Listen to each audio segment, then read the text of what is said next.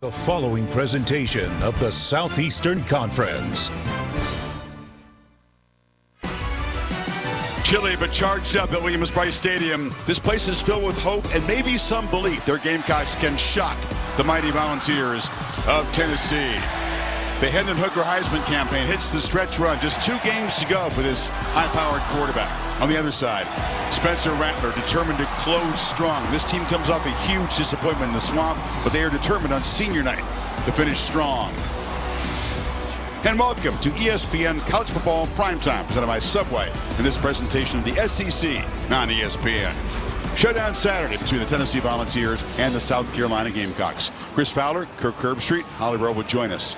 Almost a great afternoon for Tennessee as they sat in the hotel and get ready to play this game, but TCU and Michigan escaped with late field goals. Ohio State's trying to hang on.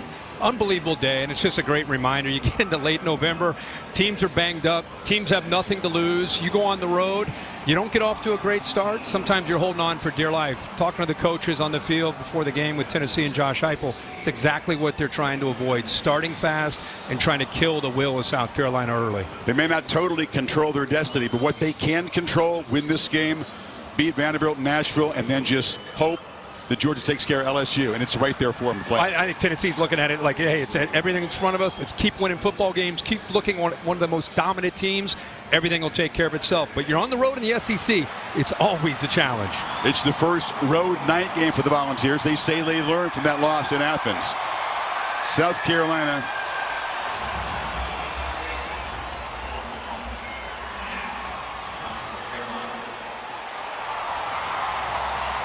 This is a tradition here. Also, Sprock Zarathustra, Richard Strauss, but best known as the 2001 theme. Hey, man, you and I haven't been here for a while. This is an awesome entrance.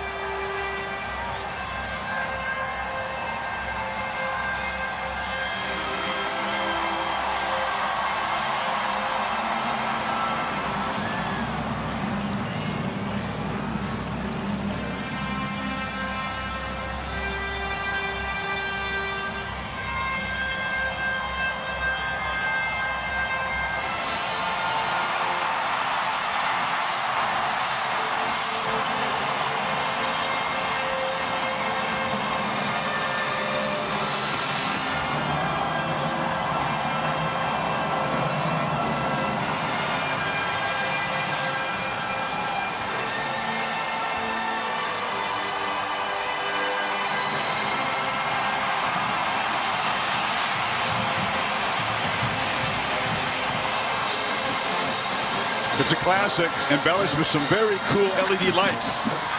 Oh, it was great. Man, that gets you hyped up. Now the hard part. The run-out's always tremendous. Can the Gamecocks withstand the early flurry of this high-powered Tennessee offense? They're bowl-bound, but they're looking for a signature win.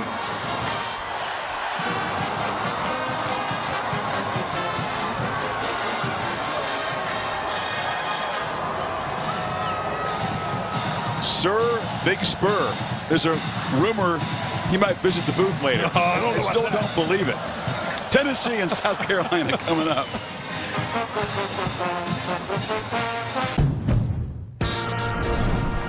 To build the all-new Honda CR-V Hybrid,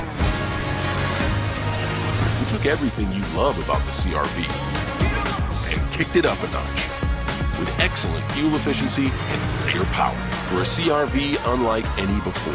Adventure confidently with the most fuel-efficient full-line automaker in America. The all-new CR-V and CR-V Hybrid, part of the Honda line of rugged vehicles. The Taco Bell Live My Student section is back. More free tickets, more free tacos. Now you get to decide which school wins. Vote for the Live My Student section on the Taco Bell app. Choose right and you get a free crunchy taco. Let's go! Volunteers and Gamecocks here in Columbia. Holly Rowe joins us from the field.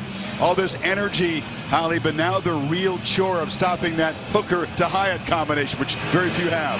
That's right. There is a good old-fashioned South Carolina showdown about to happen on this field right behind me. Jalen Hyatt of the Tennessee Vols is one of the most dynamic playmakers in the country. 15 touchdowns this year. He does most of his damage on long plays downfield. But guarding him tonight, we think they'll match up for a lot of the game, is another young man from South Carolina, and that is Cam Smith, one of the top prospects in the upcoming NFL draft. The cool thing, both young men grew up right here in South Carolina. Jalen Hyatt is from Irmo, South Carolina, while Cam Smith is from Blythewood. They did not meet up against each other in high school, but they are both looking forward to the challenge tonight. Look for this South Carolina showdown. The whole state will be proud of these two young men. Chris? It'll be fun, Holly. All the DBs really in charge of stopping the Tennessee passing game are from the state of South Carolina. I have pride on this defense. Talked about the lights. Check out the Sandstorm Show, which is about to lead us up to kickoff. As Rocky Top plays, not for the last time tonight.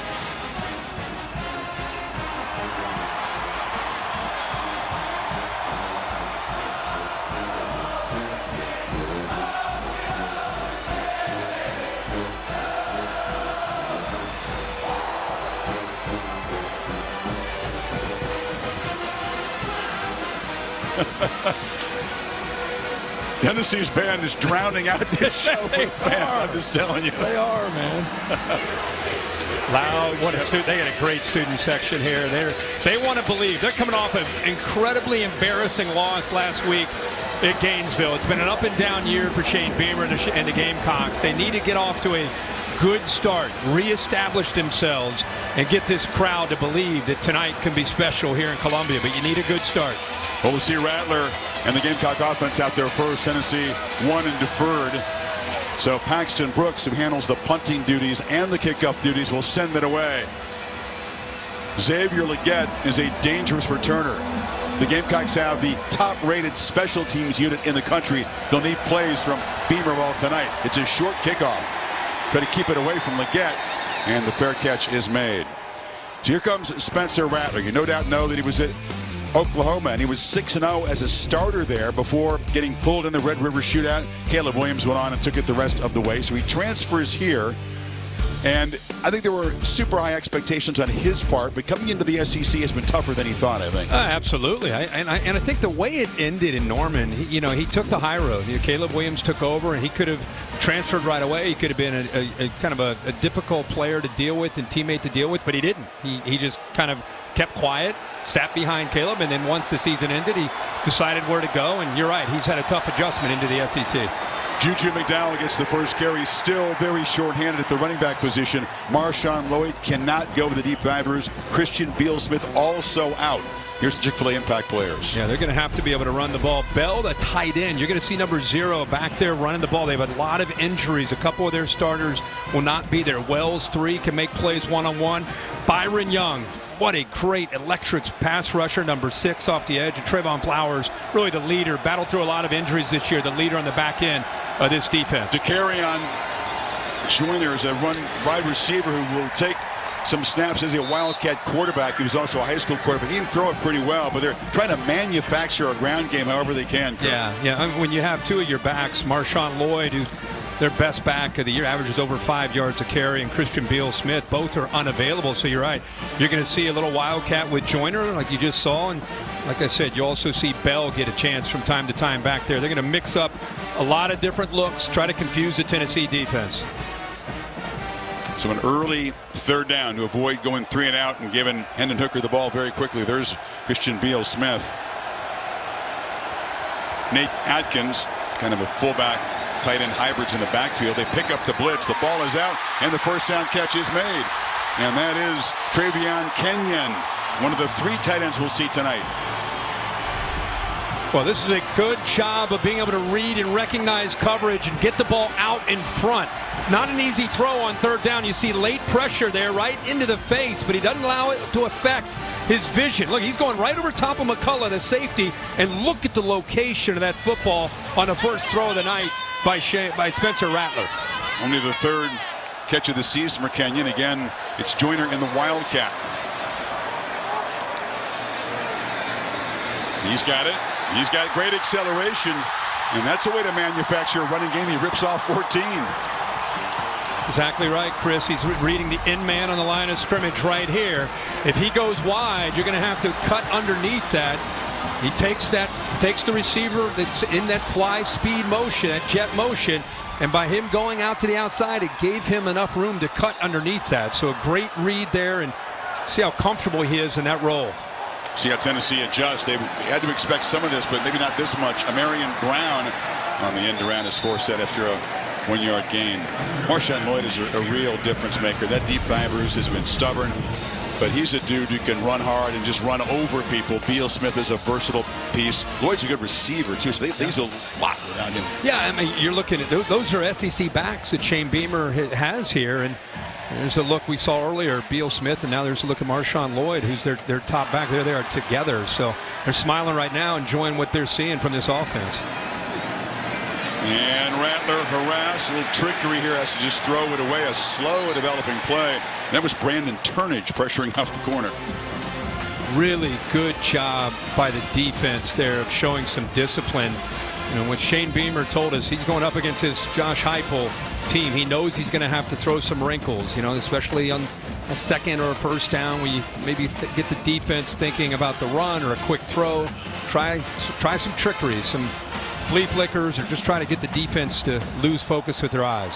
Could be 4-down territory here. You expect him to go for it quite a bit. They need 8 on third. Rattler from the pocket scrambles. He's an effective runner. He slides down. He slid before the marker, though. He did not quite get beyond the marker, and it'll be 4th down. Jawan Mitchell was tracking him down. See, and again, as much football as he's played, and I understand taking care of your body, but boy, just a little bit more effort there. He did such a good job in the pocket, the awareness to be able to maneuver around, and then you do all that work and you come up a yard short. You'd love to see him dive there to get that first down. Now charging across the line was Big O, Amari Thomas. Tennessee believes he was drawn off. I think the center may have flinched. Illegal snap, number 71 on the offense. 5-yard penalty, 4th down. So Eric Douglas making his 35th start. Pretty experienced offensive line for the Gamecocks. Yeah, and let's go back to this scramble. Watch the maneuverability here. You know, just eyes downfield. The drills that you do as a quarterback. Now he's out in the open field. Just have that. You don't have to worry about, you know, coming up and getting into a potential quarterback sneak if you just extend that ball and pick up the first down. And now after the penalty, now you're looking at 4th and 6. If you dive head first, you do get the first down. Yeah. 4th and 6, a much tougher proposition here. I just feel with this potent Tennessee offense, 3 touchdown underdogs, good things have to happen for the Gamecocks early. It's a promising drive, but can they pick up the 6 yards here? Timeout from Rattler. Took a look, didn't like what he saw. So early stages, Gamecocks trying to keep this drive going.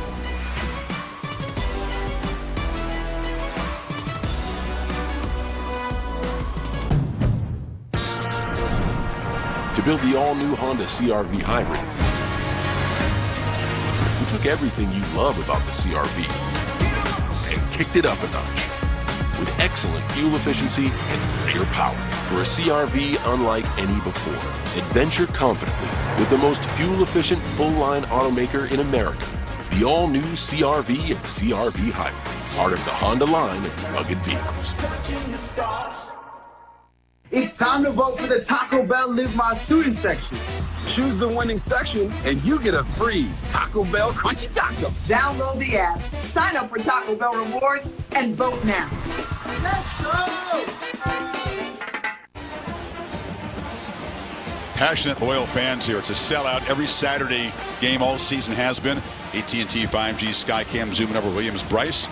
Check out the AT&T 5G Skycast on the ESPN app and ESPN3.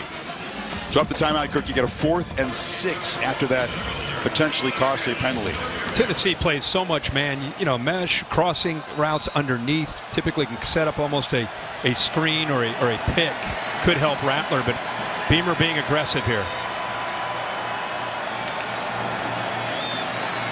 Brings some late pressure, and the ball comes out, and it's complete for a first down inside the 20.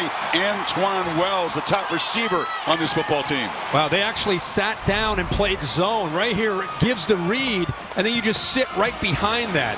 Rattler very comfortable when he has time. They bring the blitz, they play zone behind it, and there's the soft spot in the zone and a well-thrown ball. Great timing there by Spencer Rattler to get that ball out early and not give McCullough a chance to get his left hand up on that ball. They called Wells juice, and he's been on a streak. Couple touchdowns against Vanderbilt. Out of the backfield, that is Bell. Jaheim Bell rumbling and rolling, and will score! South Carolina strikes first on the opening possession.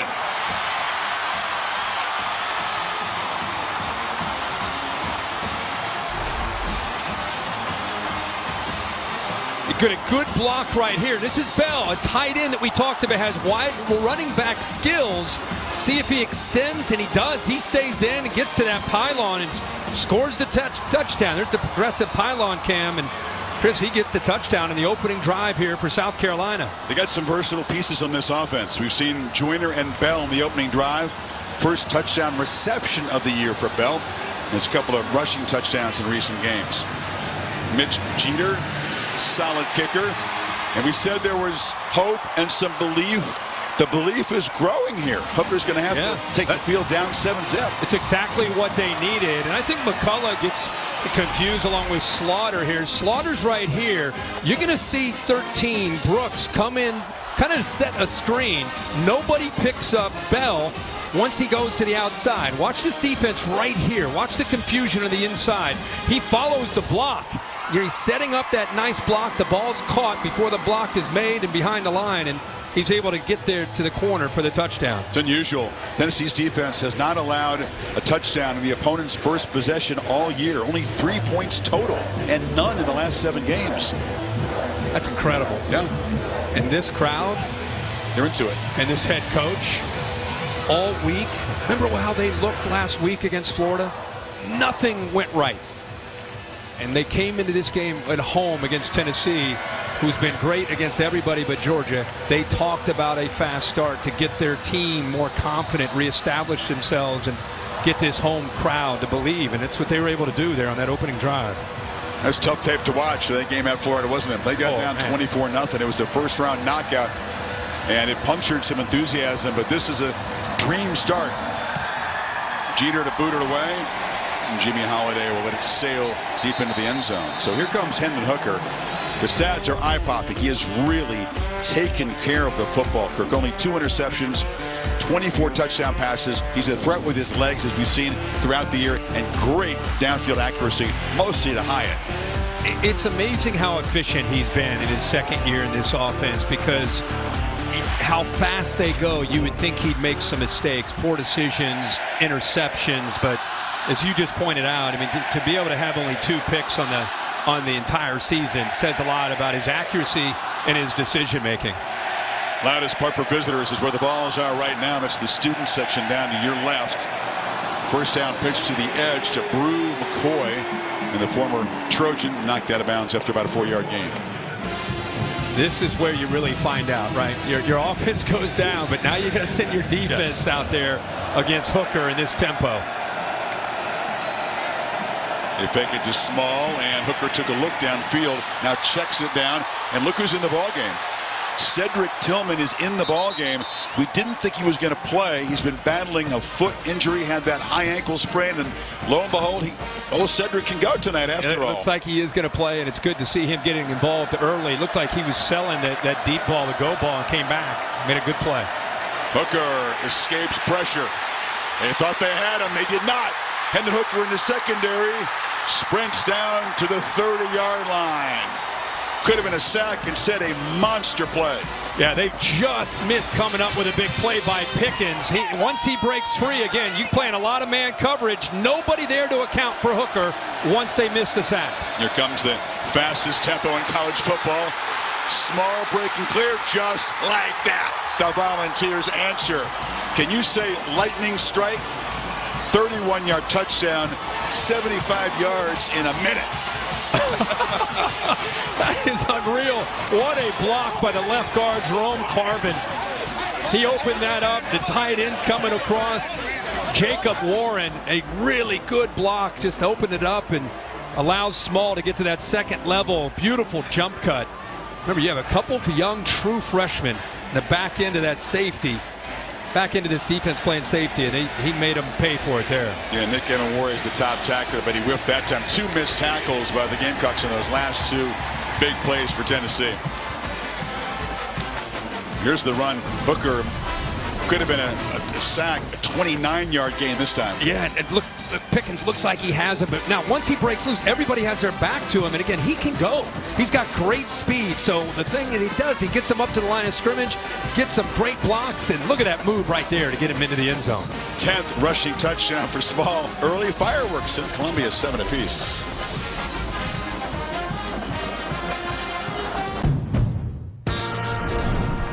To build the all-new Honda CR-V Hybrid, we took everything you love about the CR-V and kicked it up a notch with excellent fuel efficiency and air power.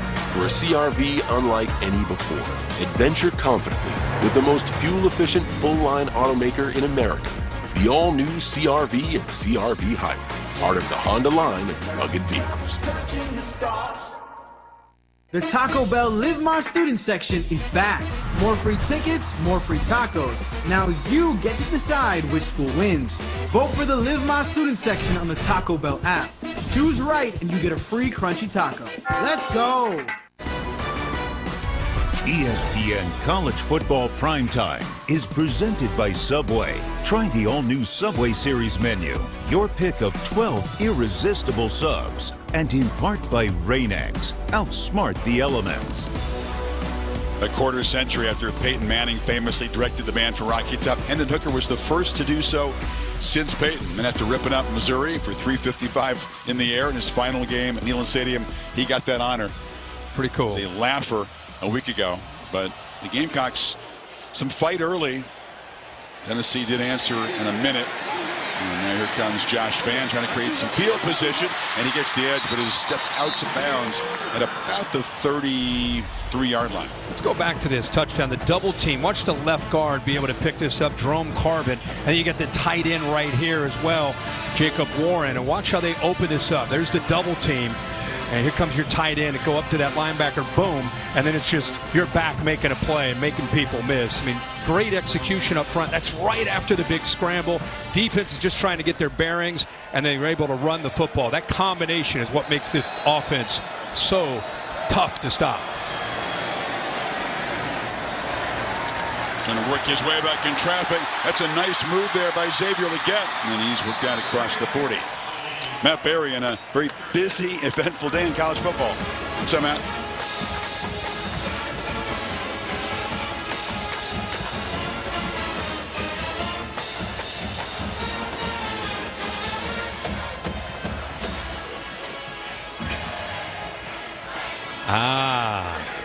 Nothing for the hat, huh? Just the coat. The whole look worked. Your toes are intact. No frostbite there. Thawed out. Bozeman. Ready to go. Okay. It was beautiful. Cold, but beautiful.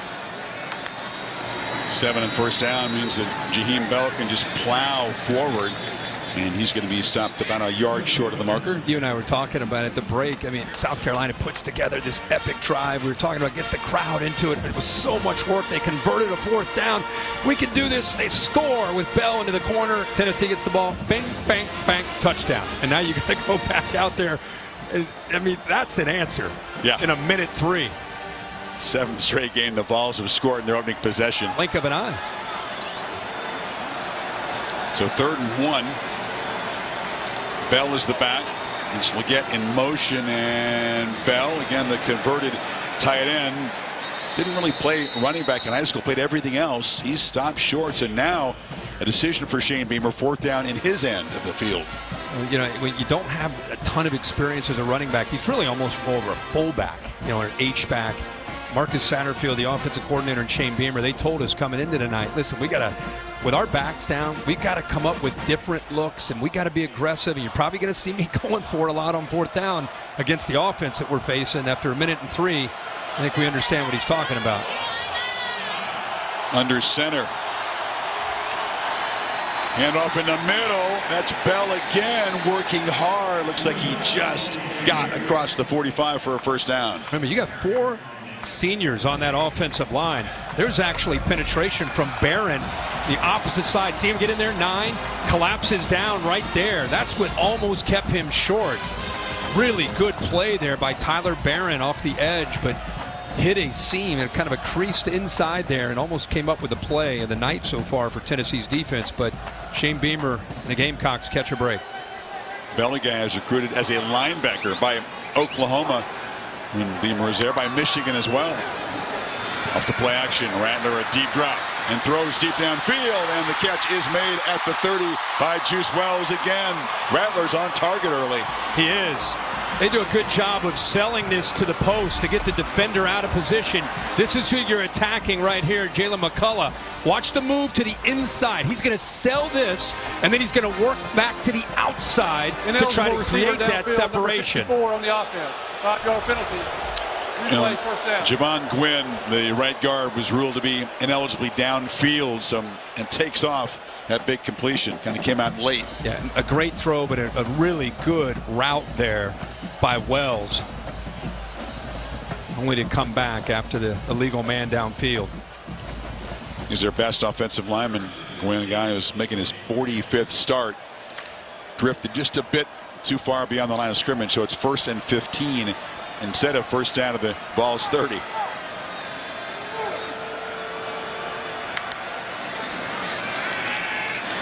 Rattler steps up. Another downfield shot. It's caught. Josh Vann, touchdown, South Carolina. 2 possessions, 2 scores. 60 yards.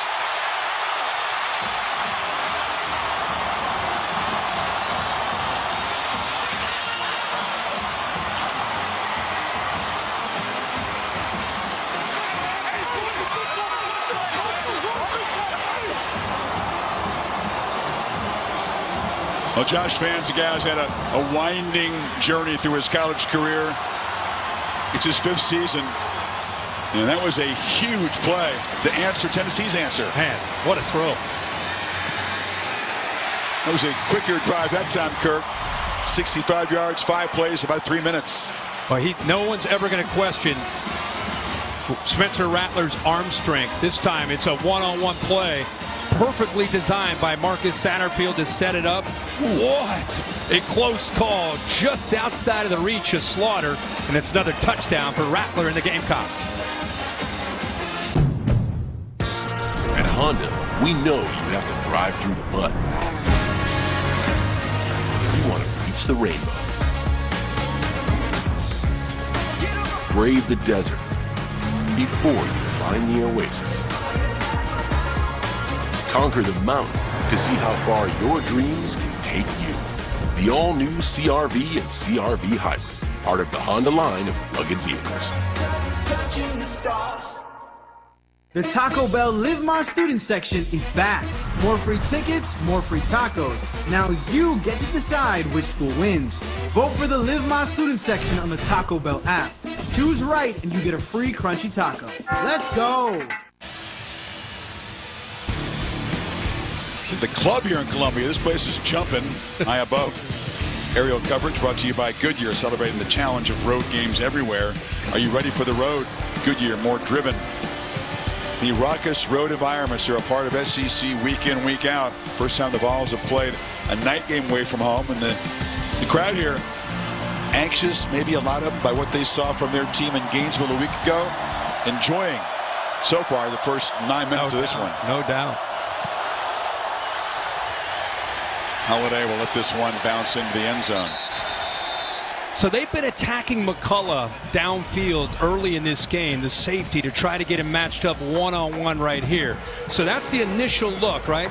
Watch what happens to the inside. Once he's taken to the inside, look, Josh Vann to the outside. It opens up, ball is thrown to the middle. Once McCullough was taken away, that opened it up. So great patience by Rattler. Reeds comes off of that McCullough safety read. That's taken away. It opened it up nicely on Josh Vann one-on-one against Slaughter, and a great throw.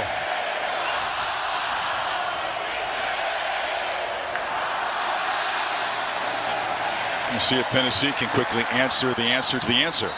Not answer so far. No, maybe that kind of no stops yet. Again, people that have not watched Josh Heupel and Hendon Hooker a lot, they spread you sideline to sideline. Look at the splits by these receivers. In the pocket, here's the slant. Brew McCoy again, another first down.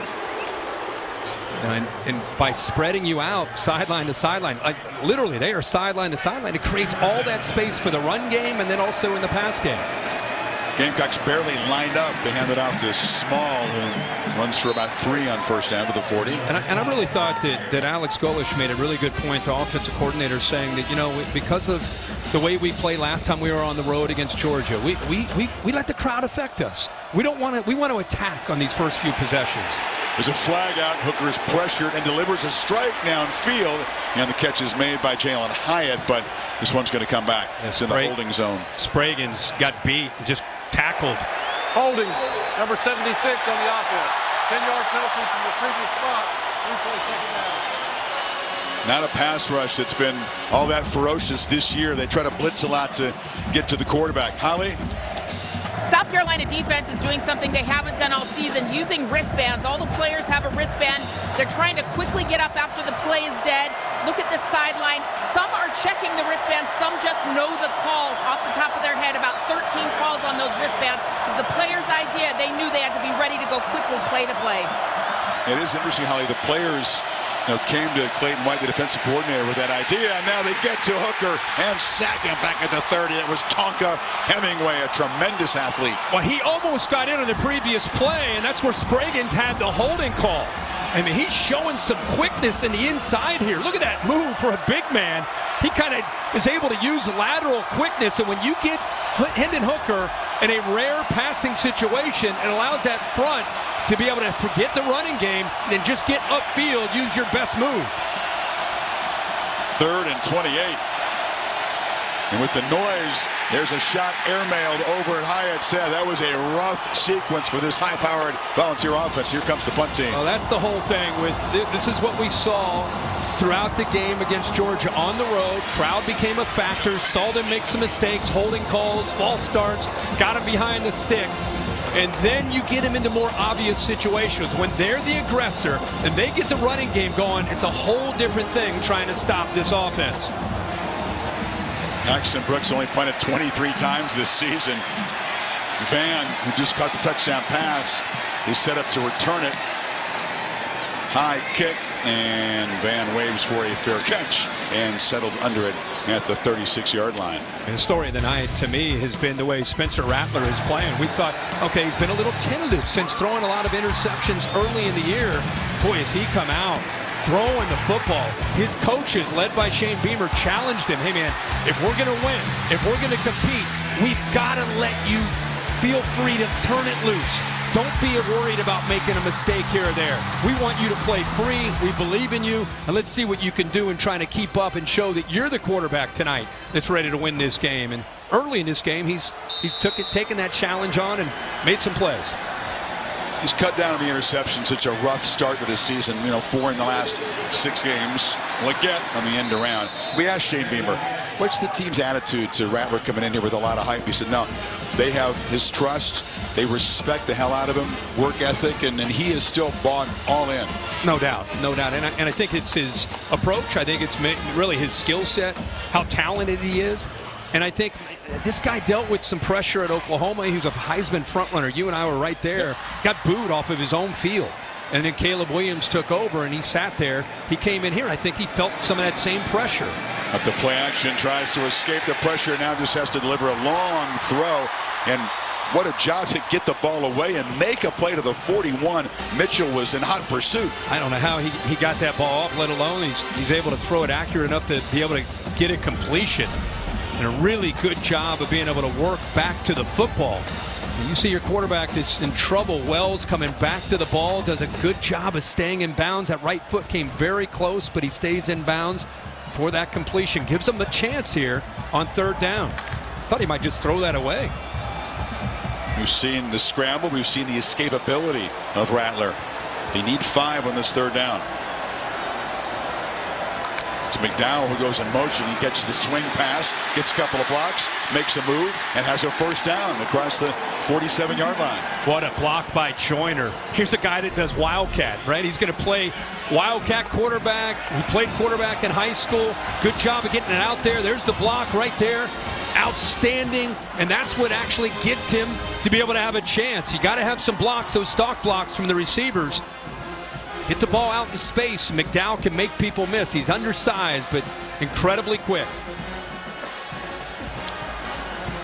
What a confidence builder for this offense that was just reeling a week ago in the swamp. I know. Up the play action, Rattler looks downfield and launches, and the catch is made inside the 20 by Jalen Brooks. Another accurate deep ball. Well, they went with 2 tight ends on 1st and 10, and by doing that, look at all the Vol defenders. Everybody's up expecting a run. Perfect time for play action. See on the back end the separation, running away from the man-to-man coverage. Love the aggressive nature. Jalen Brooks doing what he needs to do and holds on for that big play. And another pass play of over 20 yards. That's the 4th of the night for Beamer and this offense. Down in the red zone, trying to build him this early lead. Rattler looking to throw in, first down, pump fake, launch end zone, and beautifully broken up there. Brandon Turnage got up there. What did Shane tell us pregame? Hey, we're going to take some shots, test those guys in coverage. He watched the Kentucky-Georgia game this afternoon. He kind of gained some hope from that. Yeah. As the Wildcats were challenging Georgia. And I think the attitude when you're 6-4, you're bowl eligible, and you're playing 9-1, a team that's having a dream season. You're up 14-7. Some people might say, okay, let's be careful. Let's be cautious. Instead, you're continuing to attack downfield, continue to try to make big plays.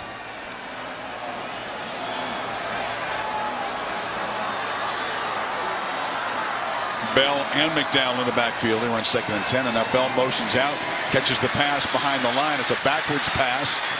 He is hit hard, but it takes a lot to get him with the ground. Mitchell finally does so. 3rd down now.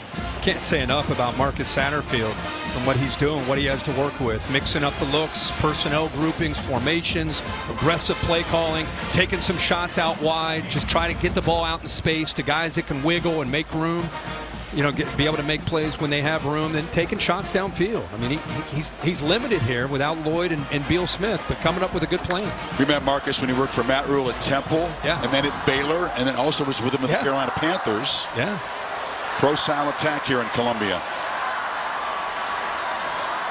Need 5 on 3rd. Tennessee brings some pressure, but leaves McDowell open, makes a man miss. Touchdown, South Carolina! Are you kidding me? 3 for 3 so far.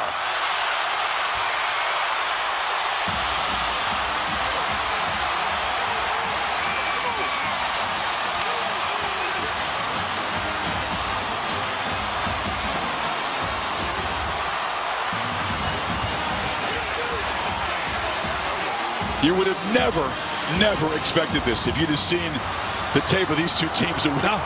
No. This is what makes it so great, right? From one week to the next in college football, you just never know. And Spencer Rattler hasn't been sensational all season, but you talked about it. He's got the arm talent, and you can never count out a dude with this much skill set. Absolutely. They have Stogner and Wells right here, Chris. They're going to work to the inside, and then you're going to leak the back out of the backfield, and nobody picks him up. Look at the defense's eyes. Even the DB right here, watch how he kind of loses his way. And now it's a one-on-one matchup. So good job of affecting the eyes. Go back to what's the goal. Get players like Juju McDowell in space. Let them make people miss like that right there and be able to get into the end zone. Yeah, Turnage, who made a great play a moment ago, just whiffed on that one. This Tennessee defense is a little shell-shocked. They gave up some big plays to Missouri in that emphatic win. They ended up having 700 yards, but South Carolina having fun so far. Emotion. You can just never predict emotion. TCU and Baylor today. Michigan trying to find a way to beat Illinois, Ohio State, and Maryland. And there's just so many games today where the emotions of the game, an underdog gets that belief. They start running around with that adrenaline. Become a tough team to beat on a given night. And Mitch Jeter kicking off already for the third time. He's pumped up. He drives this one well into the end zone. Holly? Well, Juju McDowell was hilarious in his press conference this week. He was trying to describe the emotions of playing in what he calls Willie B, Williams-Brice Stadium. He said it's like you're a 9-year-old little kid and your favorite candy is Reese's. Somebody comes to you and says, I got a ton of Reese's. He said that's what it's like when you run out of the tunnel and you see the joy and the excitement he's playing with out here. He might not be 9 years old, but that joyfulness is still in his eyes, and he's having a blast in Willie B tonight. Yeah, Willie B is rocking, that's for sure. And Tennessee, he scored like lightning in their first possession, but the second series was rough. Got behind the stick. Protected. Yeah.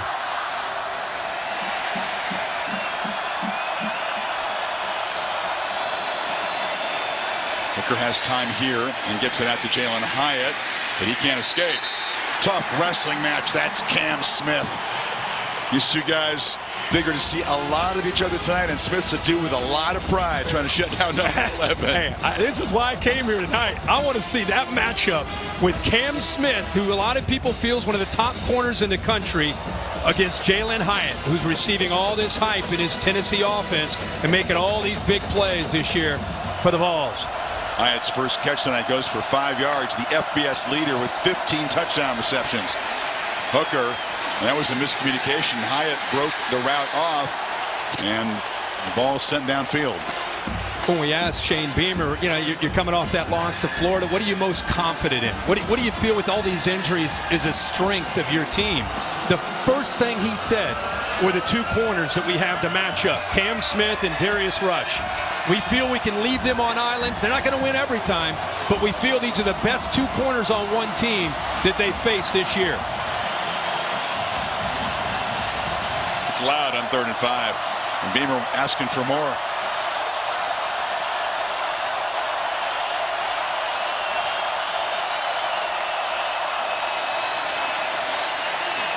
Cool, he delivered from the pocket, but flags come out. They're going to get the interference call. That was DQ Smith, another true freshman back there, the nickelback. Trying to make a play with his left arm. On the defense, number 27. The ball will be placed at the spot of the foul. Automatic first down. Always worry about hooking that hip. There it is with the right hand. Maybe a little bit. We got to it just a little bit late, but you could see a little bit before that he got his right hand on the hip of the receiver. Remember, he's a true freshman. DQ Smith out there. On the first down, this is Jalen Wright with the carry, and he's going to pick up about 7 off the right side.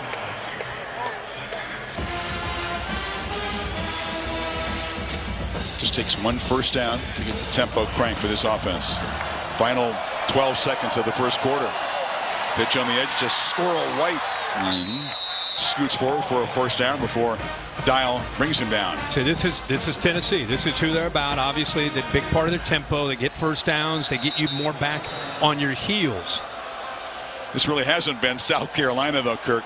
214 yards of offense, 3 touchdowns and 3 possessions for the Gamecocks. And after one Columbia, it's 21-7. You're watching ESPN College Football Primetime.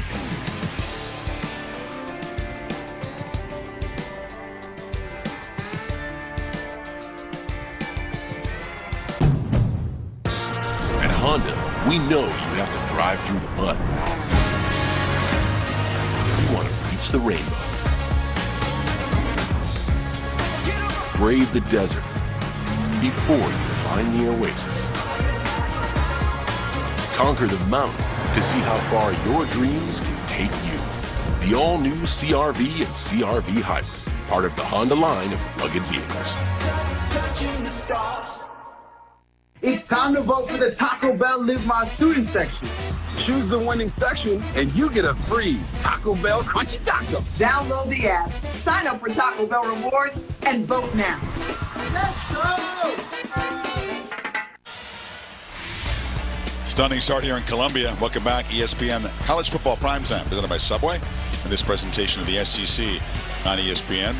Well, last year's meeting also featured 28 points in Knoxville.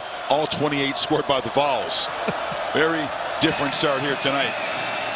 begin quarter number 2. Hooker looks to throw on the far side, and coming back to catch it is Hyatt. Tillman. Great poise there, Chris, by Hooker. That brought both those middle linebackers, and instead of bailing out, trust the protection there. The back to be able to pick that up, sits down there and makes a nice throw. And Wright breaks through for a first down across the 30. I'm surprised to see Cedric Tillman. He's battled injuries all season long. Really sort of led to believe he wasn't going to be able to go, but it must have been a miraculous warm-up. Yeah. he's out there contributing. Yeah, the leader of that receiver group. Serious weapon. Yeah, he brings leadership. Yep. And they thought they might bring him on the road just for that role. Instead, he's out there making plays. By the way, that's 73 yards rushing so far for Tennessee. Not just always, people want to talk about Hyatt and Hendon Hooker in the pass game. It really all starts up front. There's Hyatt. He does make the catch, and he's in the red zone for a Volunteer first down. But Cam Smith gave him a big cushion because of the respect he has for Hyatt. Knows about his ability to stretch a defense, and he's able to run a nice route and come back. Hand it off inside. Right. Stop in the backfield. Diving in to make the play was T.J. Sanders, the defensive tackle. So many games within a game tonight. We talked about Cam Smith against Jalen Hyatt. He's kind of shadowing him tonight. But the linebackers from South Carolina against this line in this running game, can they hold up? On the slant, Tillman again, his third catch. Dial knocks him down just short of the marker. What a difference he can make. Oh. He may not be full speed yet. No. But his presence can be felt out there. 6'3", 215. And barreling inside the 5 for a first and goal is Wright. Great push on that left side. It's just relentless, this tempo. Game guys, Shane Beamer said we try to simulate it. You can't. They can't even look at the wristbands Holly was talking about at this point. No, and look at, you got some guys, T.J. Sanders out there, hands on the hips. Can't really substitute because Tennessee's not. So you get a fatigued defense. You're just trying to get lined up. Here they come again. By Volunteer standards, this is methodical. The 12th play of the drive coming up. Off the fake, Hooker batted down at the line of scrimmage. Couldn't get it past big Sherrod Green, the middle backer, most experienced defender, one of the leaders of that group. Well, he's looking at a lot of different things, but by putting Hyatt in that stacked formation, 2 defenders went to the inside and completely lost Jalen Hyatt. He was all alone in the left flat. 3rd and goal. Gamecocks crowding the line. Hooker has time, delivers, but misfires. Tillman was open, had a step. Now it's 4th and goal. He not only had a step, he had about 4 or 5 steps. I mean, he was wide open, able to get really good separation against man-to-man. It's a ball that Hendon Hooker 9 times out of 10 this year makes, but that time just not quite on point. Threw a fastball, didn't really need to be quick. Here we go. Chance for the Gamecocks defense to make this an empty possession on the 14th play of the drive. Play clock's at 5 already. 2-1. They rarely huddle up and take that much time, and they were very late getting out of the huddle. So Heupel will take a timeout. 4th and goal. Gamecocks trying to protect a 14-point lead.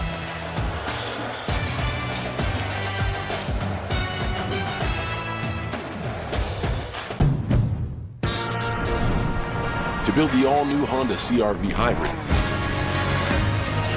we took everything you love about the CR-V and kicked it up a notch with excellent fuel efficiency and greater power. For a CR-V unlike any before, adventure confidently with the most fuel-efficient full-line automaker in America. The all-new CR-V and CR-V Hybrid, part of the Honda line of rugged vehicles. The Taco Bell Live My Student section is back. More free tickets, more free tacos. Now you get to decide which school wins. Vote for the Live My Student section on the Taco Bell app. Choose right and you get a free crunchy taco. Let's go! Turns out it was Shane Beamer who called time. There was some confusion with his defense. Heupel was about trying to call timeout with a play clock down at 1, but big moment here in this second quarter. I think what Shane Beamer was frustrated with, there was a substitution by Tennessee. They just didn't step over top of the ball and allow the Gamecocks to make the same adjustments.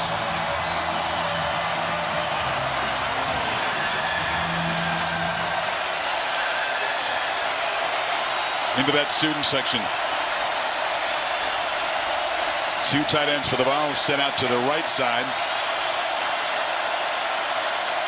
White is the back. Hooker for the end zone. Jump ball caught. Touchdown. Tillman, welcome back. Cedric Tillman making a huge impact when most figured he wouldn't play tonight. And a 4th down touchdown to cut into this lead. You're going to be on an island. You got to make plays. This is what it's all about. You know, when you defend this offense, you've got to be able to put your best players in a position. And that's Cam Smith, one of the top corners in college football, one-on-one with a big man at receiver in Cedric Tillman, and Tillman and Hendon Hooker win that matchup. They've been doing a lot of this pyrotechnics on offense without a healthy Tillman. He's only played 5 games this year. When he was healthy last year, dude had a 200-yard game against Georgia. That all-world defense last year had a 500-yard game. That says it all right there. He's healthy. He's a force. Yeah, look at the slot fade. Gives him plenty of room. Take Brew McCoy to the inside. That takes that defender out of the way. So it's one-on-one. Give your receiver a chance. Adjust to that back shoulder. Sees the ball. Cam Smith never does. Easy adjustment. Touchdown balls. Sharp play from both quarterbacks tonight. Hooker's first touchdown pass, but he's 9 of 13. More short-range stuff. Now this Tennessee defense, coming off the worst quarter of the season, goes back out on the field and tries to get their first stop tonight. What's the thing? When you play Tennessee, you could have a good quarter, or you could have a good little run, build a nice lead, but as you know, with their offense, they're never out of it. They believe that they can get themselves back in it, so you can't just ride a wave and think that's going to be good enough. It's got to be a 60-minute fight of intensity to be able to stand in the middle of the ring with them. Really well said. Brooks to boot it short again and trying to keep it away from the talent of returners, and Austin Stogner, transfer from Oklahoma, makes the catch. Back to Matt Barry.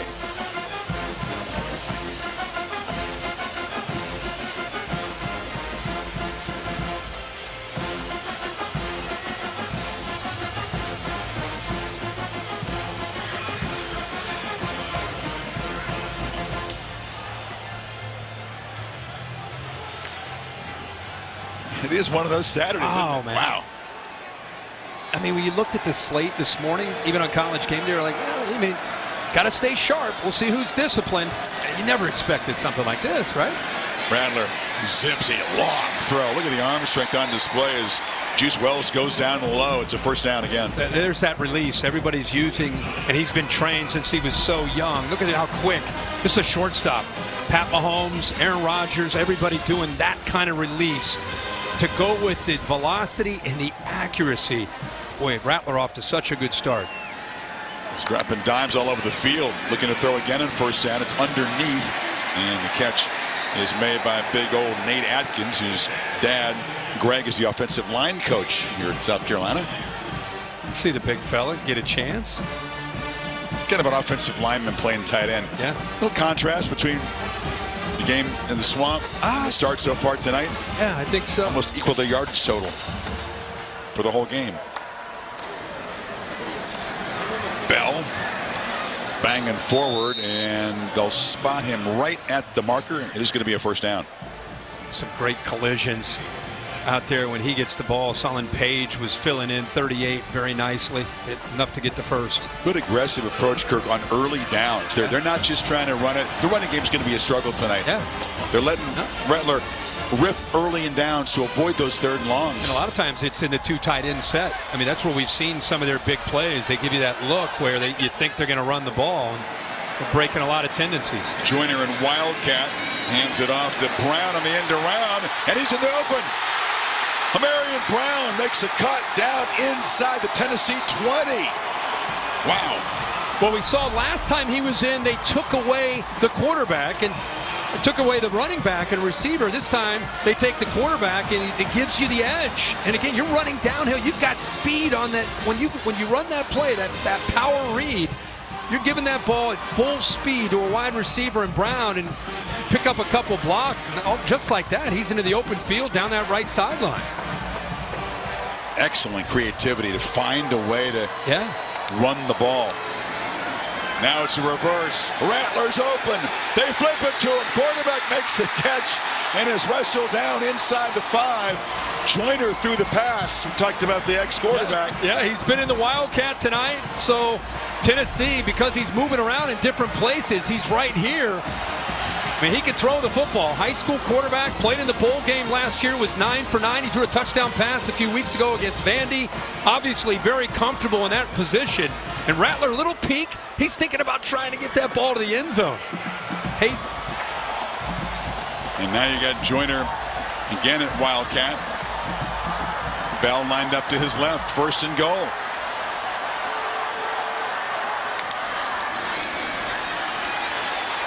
Brown again, makes a cut, stretches, did not break the plane. That football was out there dangerously, and they'll spot him just short. That was a sprint by Tennessee. Wesley Walker, 13, saved the touchdown right there by forcing him back to the inside, and he just misses by stretching that ball. Break the plane? No. He's the Progressive Pylon Cam, just going to make sure you hold on to it and not get loose. It looked like Jawan Mitchell pulling him back, not letting him get to that goal line.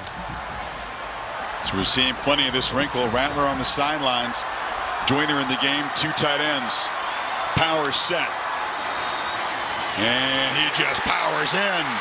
DeCarrion Joyner threw a pass to Rattler to set up the touchdown.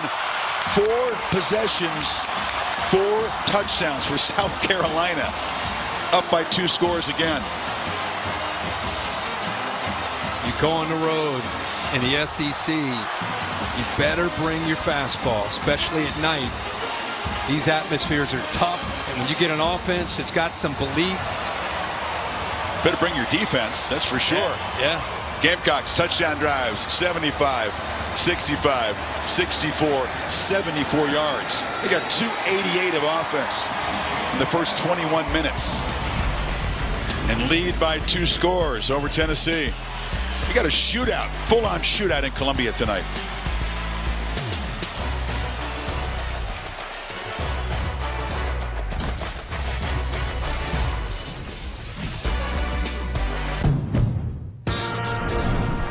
To build the all-new Honda CR-V Hybrid, we took everything you love about the CR-V and kicked it up a notch with excellent fuel efficiency and greater power. For a CR-V unlike any before, adventure confidently with the most fuel-efficient full-line automaker in America. The all-new CR-V and CR-V Hybrid, part of the Honda line of rugged vehicles. The Taco Bell Live My Student section is back. More free tickets, more free tacos. Now you get to decide which school wins. Vote for the Live My Student section on the Taco Bell app. Choose right and you get a free crunchy taco. Let's go! We had our condolences to 3 football players of Virginia murdered on Sunday night. Memorial service in Charlottesville this afternoon. Tony Elliott, so emotional. Lavelle Davis, Woodland High School here in South Carolina, very active in social causes. Model teammate Devin Chandler comes from Charlotte. Military family, so proud of his dad, a former Navy fighter pilot. And Deshaun Perry from Miami, musician, artist, a guy known to spread joy to his teammates. Game for the Cavaliers canceled this afternoon, but high emotions inside the basketball arena. We send our support to the Tony Elliott, the entire Virginia football community. Just heartbreaking, the story, just something you can't even believe. And as you said, our thoughts, prayers, and condolences to all the players families. of South Carolina. Kirk asked to honor those 3 Virginia players, and there's the helmet sticker and the V for Virginia on the bottom of the helmet tonight. Yeah, it's great. I think throughout the nation, the football community really showing their support.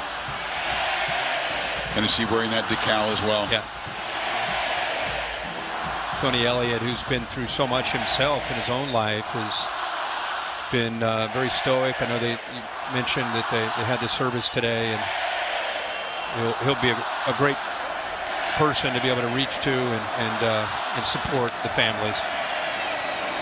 Hyatt takes it, breaks the tackle, and Jalen Hyatt accelerates for a first down out across the 40, shoved out by, or blocked by Princeton Fant. So Tennessee finding different ways again to get their playmaker Jalen Hyatt involved.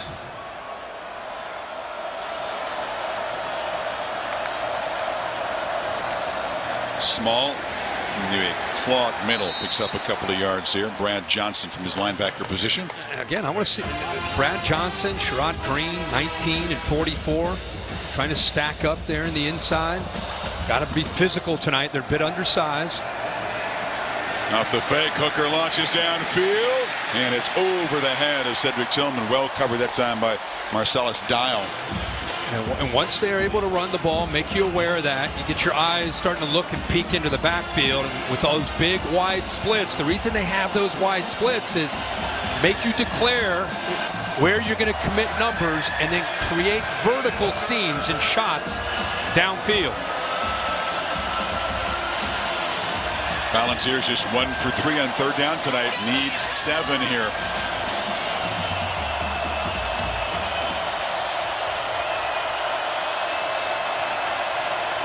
Pressure picked up, ball out, but catching it short of the first down is Tillman. His knee was on the turf when he caught it. They're actually spotting it up at the 50, but it's going to be about the length of a football short. The offense is right up there going for it. No hesitation, the sneak, and it's a first down. Defense couldn't even get set. Yeah, I mean, you just got to know with Tennessee, if it's 3rd and short or 4th and short, you better get lined up because here comes a quarterback sneak. Hooker's an outstanding athletic quarterback that can throw, but also very comfortable in those situations, and he, because of his confidence in his system, goes fast. 3 receivers bunch to the right. Hooker launches downfield again. And if you like downfield shots, this is your game because both sides are taking a bunch of them. Well, again, that's the matchup. Cam Smith against Jalen Hyatt, one-on-one. Really good coverage by Cam Smith, trying to create that confusion. How many times do we see Kentucky get confused or Alabama get confused? South Carolina's come into this game and said, hey, listen, no matter where he goes, pre-snap movement, 9, we want you to follow number 11. That's going to be your role tonight. That's what we need from you.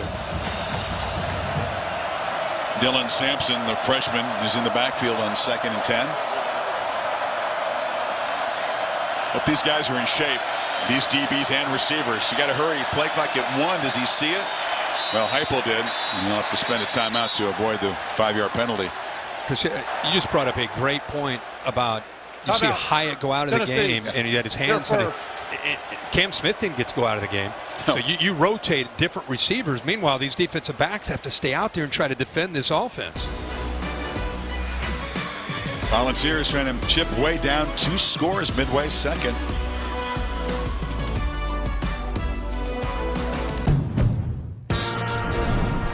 To build the all-new Honda CR-V Hybrid, we took everything you love about the CR-V and kicked it up a notch with excellent fuel efficiency and greater power. For a CR-V unlike any before, adventure confidently with the most fuel-efficient full-line automaker in America. The all-new CR-V and CR-V Hybrid, part of the Honda line of rugged vehicles. The Taco Bell Live My Student section is back. More free tickets, more free tacos. Now you get to decide which school wins. Vote for the Live My Student section on the Taco Bell app. Choose right and you get a free crunchy taco. Let's go! Exclusive reveal of the latest CFP Top 25 rankings Tuesday night, of course, in prime time. Reese, Kirk, and the guys will break it down. Very nearly it was shake-up Saturday, but I told you TCU, Michigan escaping. They trailed for almost the entire 4th quarter before walk-off field goals for TCU and a near walk-off for Michigan. Yeah, Ohio State as well. I mean, you think it'd be an easy win for them against Maryland. And Maryland right there scoring a lot of points. Hooker on the keeper, spun down after a solid gain. It'll set up 3rd and about 3. Jordan Birch for the tackle. I love when they sprinkle in Hooker on the design QB run because of what it does to the safeties and the way they have to pay attention to him. Just enough to make, as a reminder, get their eyes lined up, and then you get one-on-one. 2x2, the receivers, and on the slant, the catch is made by a big Princeton fan, and the tight end is still running a late flag near where the tackle was made. How about that window, how tight that was.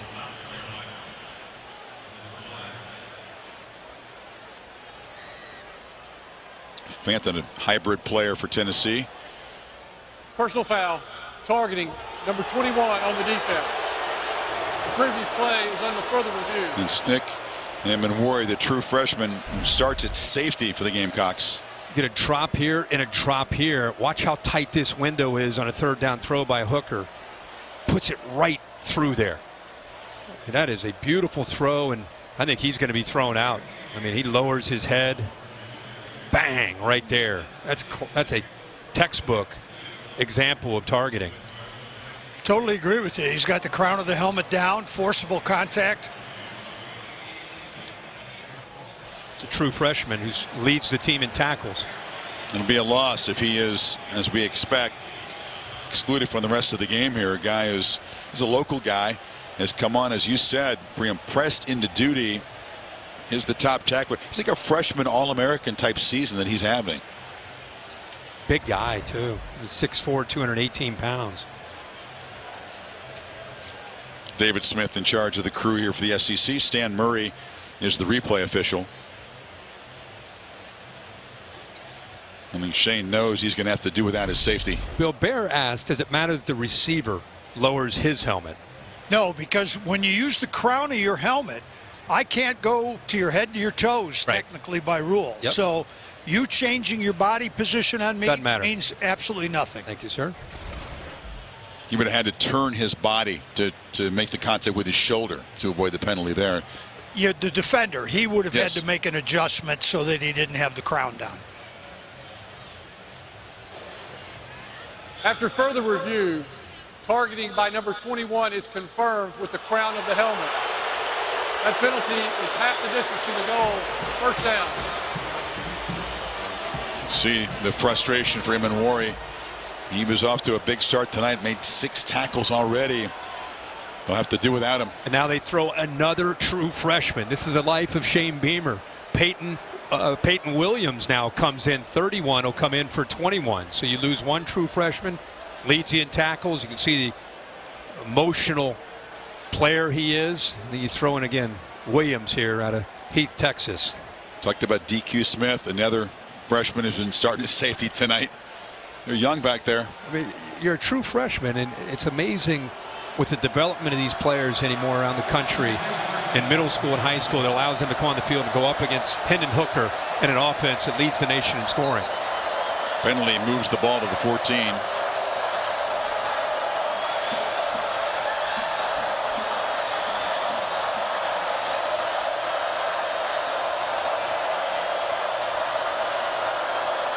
Yet Hyatt and Tillman, a lot of talent on the right side of that formation at receiver. Dylan Sampson's the back. They hand it to him. And Sampson, another freshman from Baton Rouge. Knocked down by Brad Johnson. They'll try to protect Peyton Williams out there, but at some point he's going to have to make plays, not just in run support, but he'll be out there in islands. That's just part of the defense that you play, trying to defend this offense. Ended up inside. The old covers hero, right? And you've got single coverage on guys like Tillman and Hyatt who are darn near impossible to stop. No doubt. Again, when they stretch you sideline to sideline, they just tip your hand. 3rd and 4.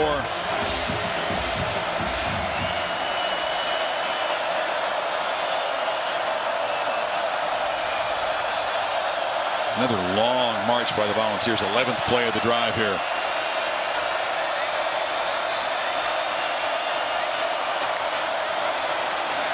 Hooker flips it, snaps it out of the backfield, and he is chopped down immediately by Cam Smith. 4th down now. Well, he looked over to the sideline, and he thought he had man-to-man coverage, but he didn't. Cam Smith came off of man, so pre-snap look, they showed Josh Heupel from the sideline, hey, we're in man-to-man, 0 coverage. So they thought they had a matchup that they wanted, and Cam Smith came off of it. Like I said, it makes a great play. Good job in the sky for this defense. Chase McGrath will come on for a chip shot here of 27 yards. Gamecocks will take that. Cuts the lead down to 11, but here's the play by Smith on 4th down. Yeah, he looks like they're man-to-man. You know, you see both these guys aligned, same on the left, so they think, okay, we got what we want. Let's get the back out, get him out there with some linemen. But Cam Smith does a nice job again, not just man-to-man skills, but the ability to make plays in the open field and make tackles like that.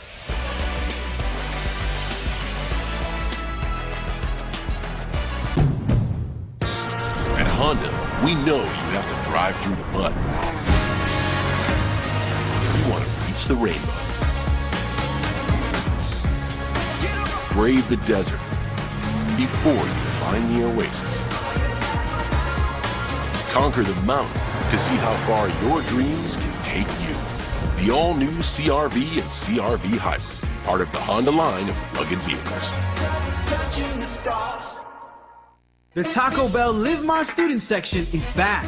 More free tickets, more free tacos. Now you get to decide which school wins. Vote for the Live My Student section on the Taco Bell app. Choose right and you get a free crunchy taco. Let's go! Student section fired up. The Taco Bell Live My Student Section of the Year contest continues. I don't know if there was the expectation, even among those students who are pretty hardcore here, that this was possible. You got a major upset potentially brewing here. Gamecocks up 11. About 5 minutes before halftime, and they have gone 4 for 4 touchdowns, 4 possessions. And they haven't done that since 2013. Wow, and Marcus Satterfield, the offensive coordinator, with 2 of his best running backs out, knew he'd have to come up with some wrinkles. Dakarian Joyner's been a big part of that, number 5. And the Wildcat out at receiver with a great block to pick up a first down there. Saw him make a throw. We know he can do this on the end round. You throw the ball out to Rattler, make that play.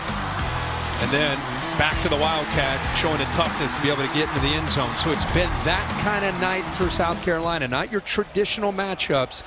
A lot of different formations, a lot of different wrinkles, and it's been working very, very well here early.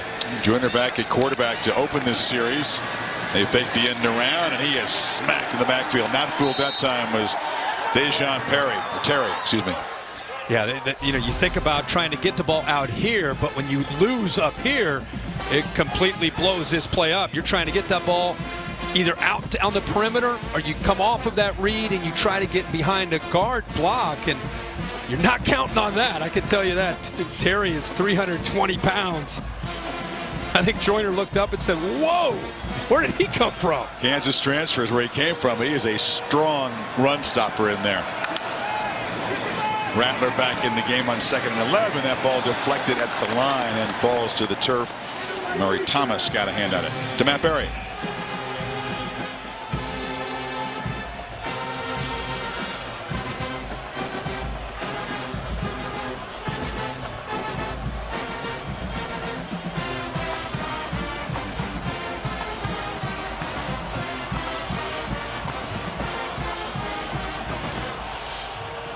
The weirdness is widespread today in college football and tonight. I can't. Georgia Tech's defense. I know. Putting it on Drake May, North Carolina. Wow. My gosh. Gamecocks, you know, the 3rd and long here if they're going to keep their perfect night. It's a team that has been really turnover prone, a quarterback who has struggled at times this year. They have come out with confidence.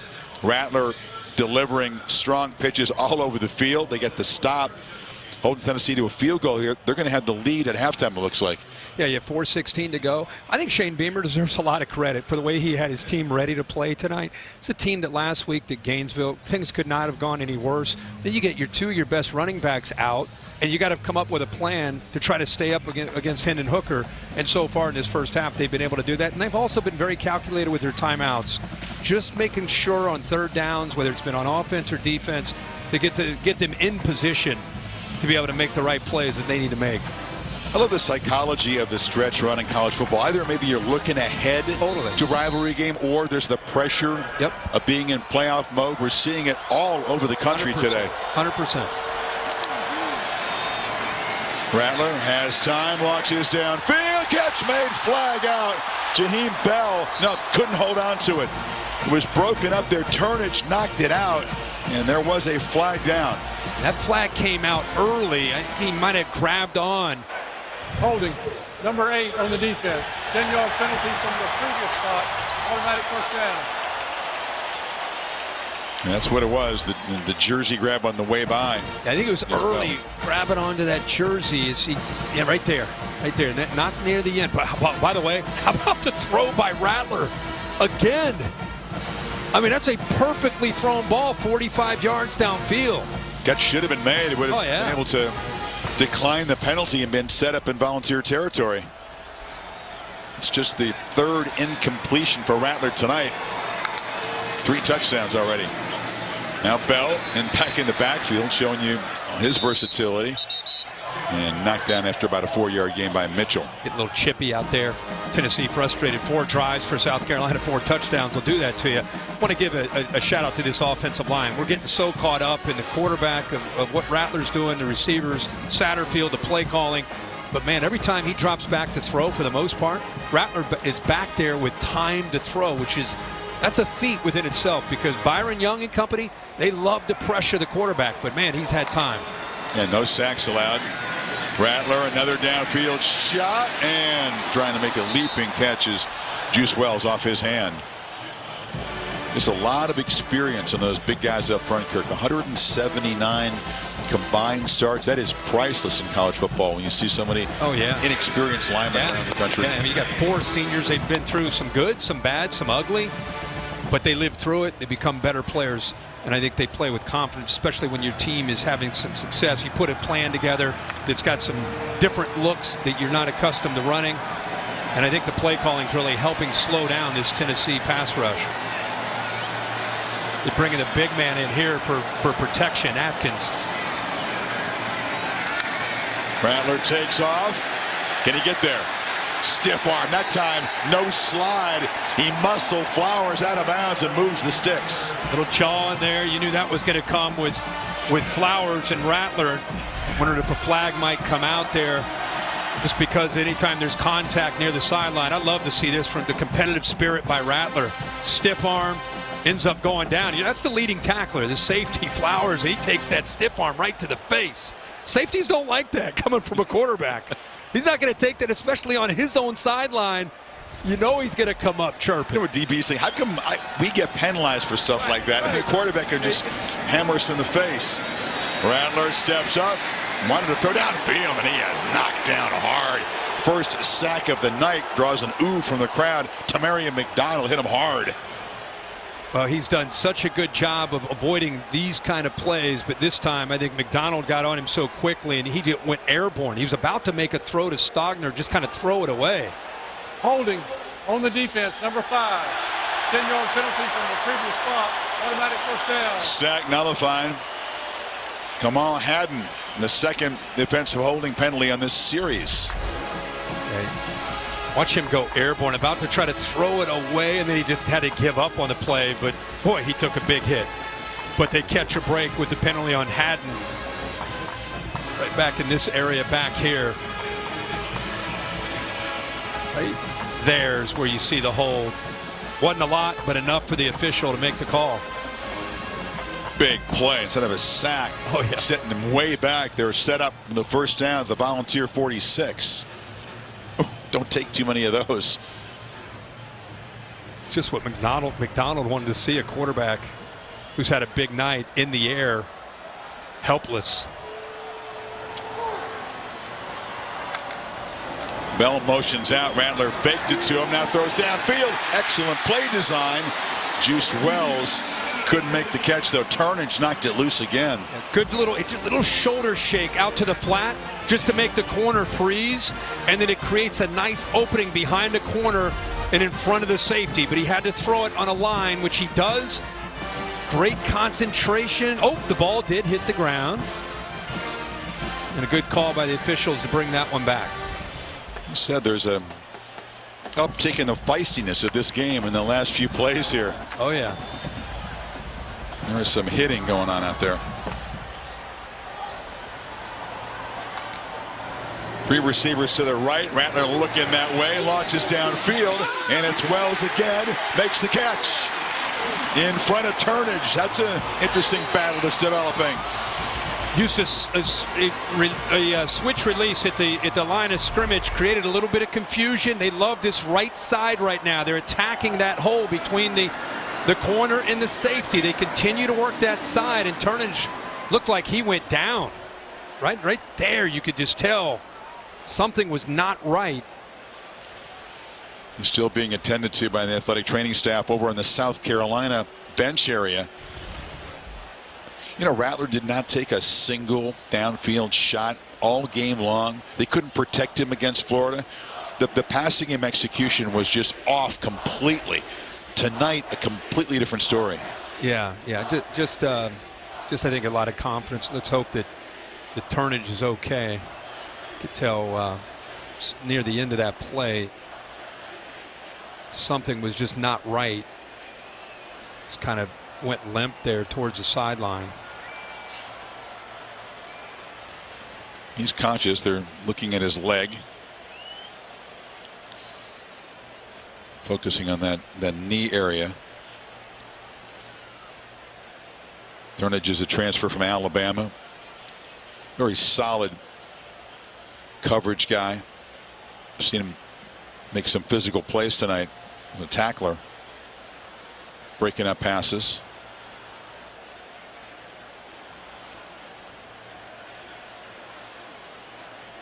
We've had some injuries in the secondary. When we did the Kentucky game a couple of weeks ago, they had some key guys out. Christian Charles was out of that game. Haddon was out.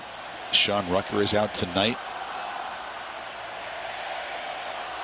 We continue to look at Turnage in this near sideline. We'll check in with Matt Berry.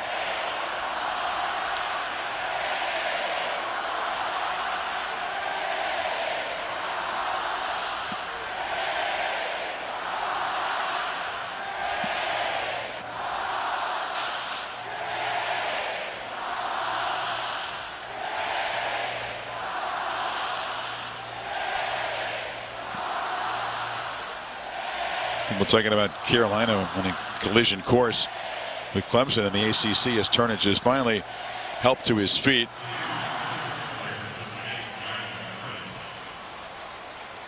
Holly, what can you see? Well, guys, they're actually looking at his left ankle. They've taken his shoe off. He's not able to put any weight on that ankle as they go to the locker room. The athletic training staff has been using their fingers to slide up the bones of that ankle and make sure that he's okay. And as you can see, he can't put any weight on that right now. They'll take him straight to the locker room before the half. Both Beamer came across to give his best wishes. Yeah, both the head coaches down there. Yeah, you mentioned Rattler. I looked back and I thought, you know, in 2020 he had a huge year in Oklahoma, and this year, how many games has he thrown for over 200 yards? And I went back and I looked. I had to go. If you're looking at just Power 5, I went all the way back to week 2. Yeah. Against Arkansas. And he had 377, and that was in a comeback. They're trying to come back. I mean, since then, he's 180, 160, 140. So the night that he's having right now, 231, and we're not even to halftime. Joyner, once again, in quarterback position. Hands it off inside to McDowell. The time the Volunteers were ready for it. And he's hit behind the line. Well, this time Beasley does a good job. I think they've seen enough of this play. And I think now, instead of worrying about the edges, now you get the linebackers that are starting to understand it. He read the block of 44 Atkins, and he just used his speed to come around and blow that play up. Really nice job at the inside there by Beasley. Final timeout spent by Shane Beamer. He was the first 2 on defense. Yeah, an incredible performance by this Gamecock offense. Talked about the creativity without their two best running backs, especially Marshawn Lloyd, who is a major weapon. The offense is really built around him. When he's healthy, you run the ball, you set up the play action. Right. You take him out of the mix. And talked about Marcus Satterfield, the job he's done. And these guys have stepped up and handled multiple roles to make this thing work tonight. And boy, is it humming, this offense. And let's not forget about, again, you're going up against Tennessee's offense. You know, so not only are you trying to put together an offense that maybe isn't necessarily what you're built for, you're trying to stay up with the potential explosive offense of Tennessee. But man, they have put together a masterful plan so far. Rattler, long throw, end zone, caught! Josh Vann, second touchdown tonight. 5 for 5 are the Gamecocks.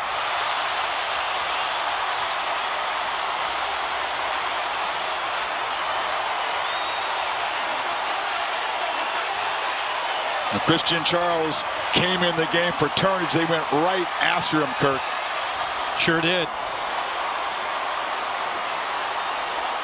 And they gave a run look with 2 tight ends.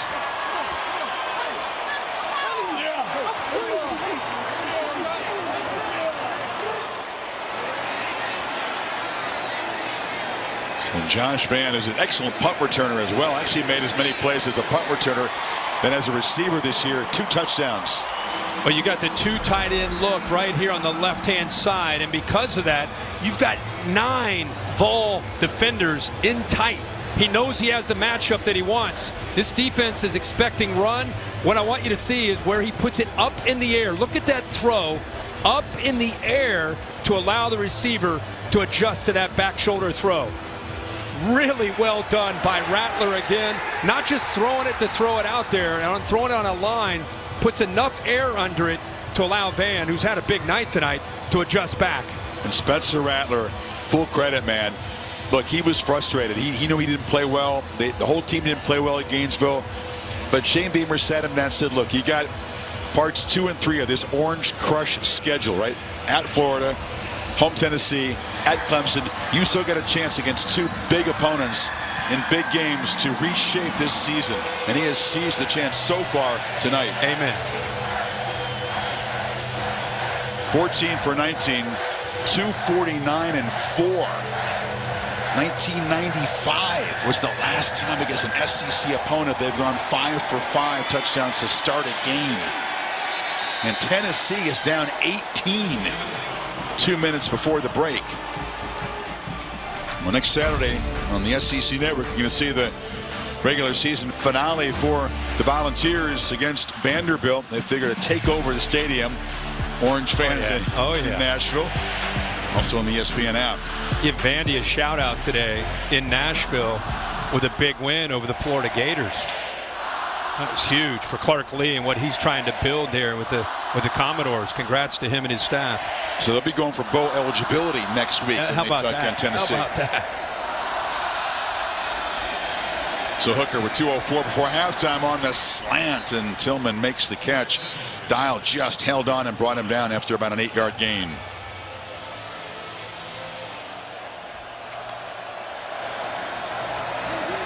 Hand it off inside to Small. Every possession looks like a 2-minute drill for Tennessee, but Hooker does it extremely well. Remember, Tennessee won the toss and deferred, so they big possession here, and then they'll get the ball to start the second half. Here comes pressure. It's picked up. Hooker delivers a high throw. Couldn't tell who he was aiming for there. Tillman was there, kind of tipped it, and then Squirrel White was behind him. I think the ball was thrown to Squirrel White. I mean, Tillman's his go-to guy, one of his favorite targets, but Squirrel White, that ball looked like it was trying to go up and over top of Tillman. It would have hit Squirrel White right in the chest. Tillman broke it up. He did. Good protection on second down. Pitch delivered to Hyatt, who's spun down. Not many yards after the catch tonight for Jalen. Cam Smith wouldn't let him go. Really good read again. I just love to watch Hooker in this situation. Clock's down under 1:30. Got 1 timeout. Plays with good poise. Small darts forward for 5. Just no panic. This team knows how quickly they can score. They're not Now, they're not in a rush. Like you said, this is their comfort zone, right?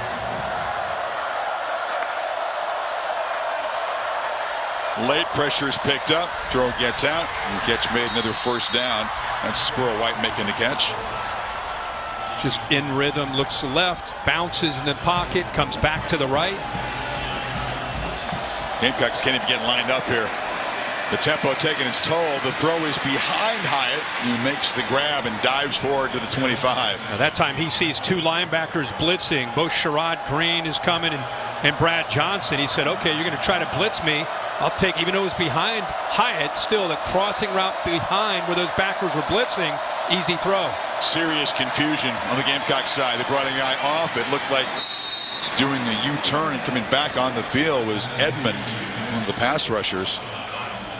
So 35 seconds to go as they get in the red zone. Keep cranking these first downs. Clock keeps stopping.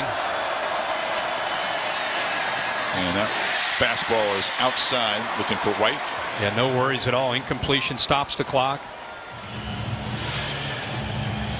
They just went 9 plays, 60 yards, minute 38. Still have the 26 seconds and a timeout. You got a tired defense trying to get bodies on and off the field. Trying to get air in the lungs. Oh, yeah, man.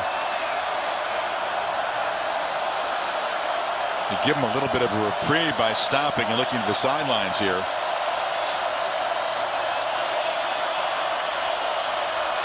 Hooker, slant.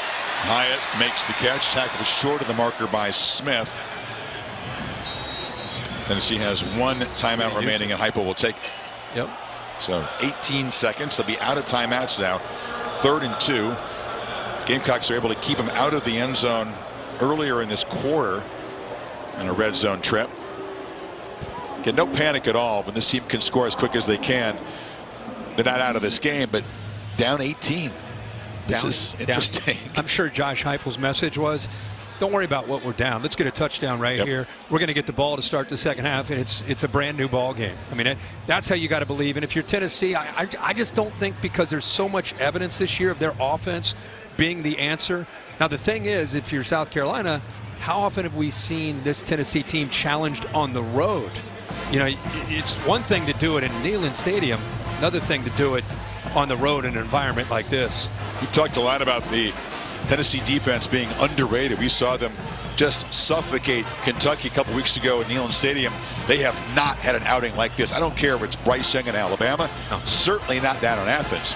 They have been baffled tonight, but what the Gamecocks have rolled out here, and Rattler is on fire. And of everything you thought you would see tonight, maybe the whole day, did you think South Carolina 5 possessions, 5 touchdowns? No, sir.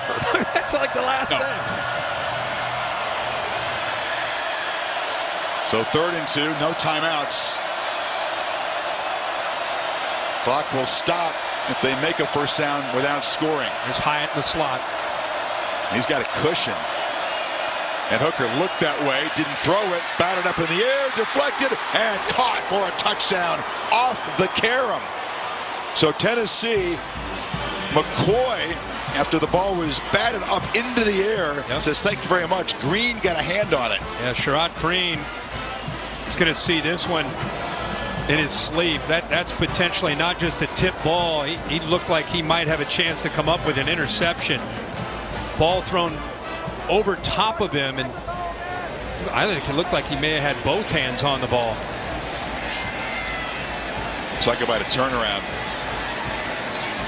Earlier, Rattler threw a touchdown pass that was just off the fingertips of a Tennessee defender. That time, very nearly a pick in the end zone, instead of the touchdown pass. Here he is right here, trying to get into the throwing lane. Watch him drops. He's right there. Oh my gosh. Climbs the ladder to try to at least knock it down. It's a great look at it right here. Oh boy. And then the focus to finish the play there by McCoy for the touchdown. Big physical guy at 6'3", 220. He reacted and then just boxed out the defender. Watch him use muscle here. Make sure his body is between the defender and the football. That's big against big. 6'3", 220 and Brew McCoy, and Rush is 6'2", 200, big corner. And that was an impressive drive by Hendon Hooker, the 11 plays and a 75 yards, and the poise again he plays with. It's fun to watch. So the Gamecocks, despite going 5 for 5 with touchdowns, it's an 11-point lead, and they know that that's not a good sign as Cam Smith is limping off the locker room, hopefully just to get an early look. He's clutching to that left hamstring, but he is such a huge part of the defensive game plan, shadowing Jalen Hyatt all night, and he's actually limited Hyatt. He's got 6 catches, but no big plays so far.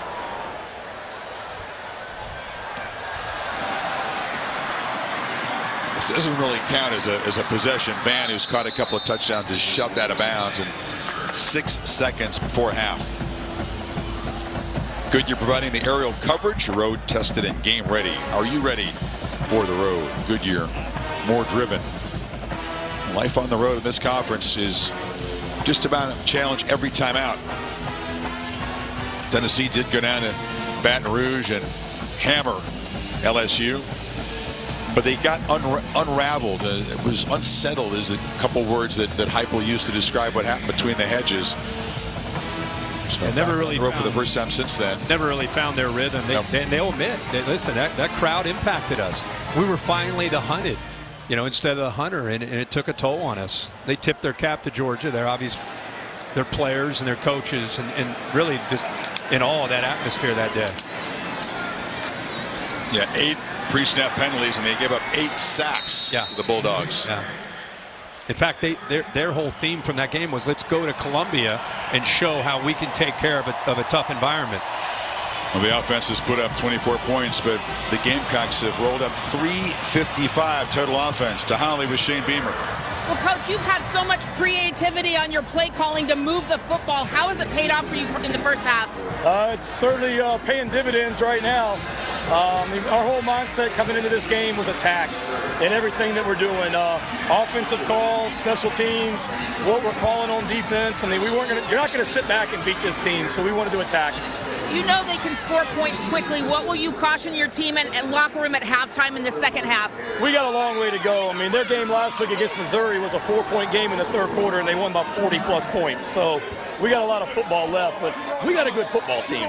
We expected this, Holly, and I know everybody thought, how are we going to keep it close and all that stuff, but we're a good football team that played like crap last week, and we got a long ways to go. We got to just win our one-on-ones. We're leaving our guys, we're getting one-on-one opportunities on defense with pass rush, pass coverage. We got to win. Thank you, Coach. Thank you.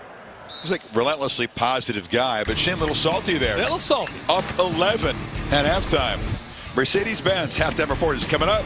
Matt Berry, Joseph Galloway, and Coach Dan Mullen. Scott Galloway.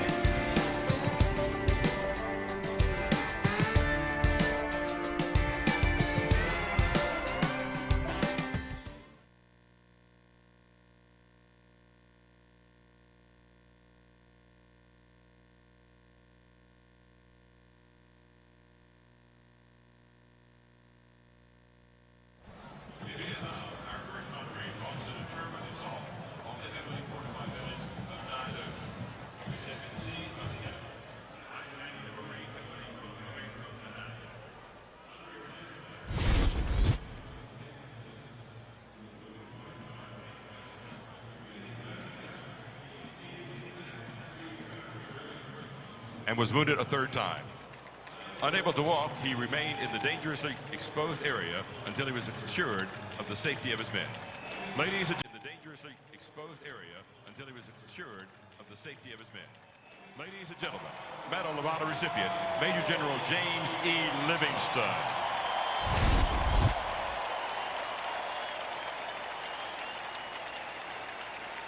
Throughout his career, our next honoree has been deployed 17 times. In 2015, in support of Operation Inherent Resolve, he was tasked with rescuing over 70 Iraqi hostages being held by ISIS. He led a combined assault team charged with clearing one of 2 buildings known to house the hostages, and he and his team quickly liberated 38 hostages.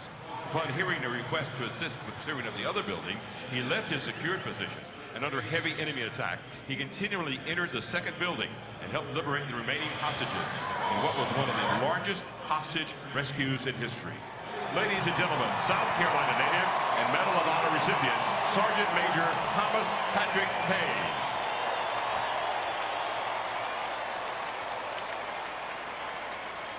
Our next honoree was in Helmand Province, Afghanistan, in support of Operation Enduring Freedom.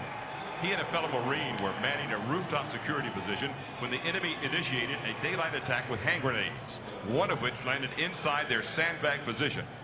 Without hesitation and with regard for his own safety, he moved toward the grenade in an attempt to shield his fellow Marine from the deadly blast. When the grenade detonated, his body absorbed the brunt of the blast, severely wounding him, but saving the life of his fellow Marine. Ladies and gentlemen, University of South Carolina Life, Medal of Honor winner, Lance Corporal Kyle Carpenter.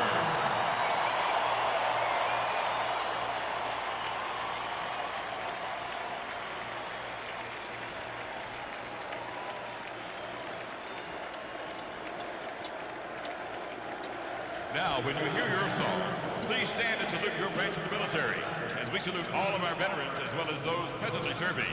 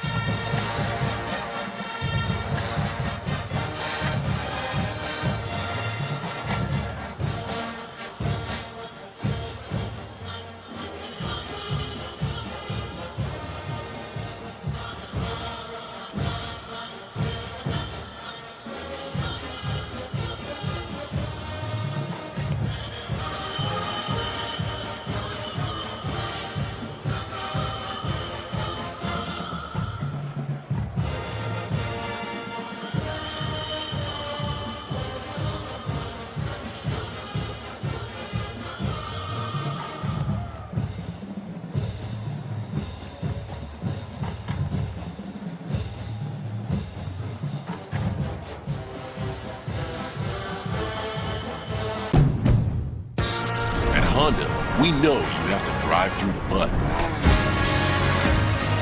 You want to reach the rainbow. Brave the desert before you find the oasis. Conquer the mountain to see how far your dreams can take you. The all-new CR-V and CR-V Hybrid, part of the Honda line of rugged vehicles. It's time to vote for the Taco Bell Live My Student section. Choose the winning section and you get a free Taco Bell Crunchy Taco. Download the app, sign up for Taco Bell Rewards, and vote now. Let's go!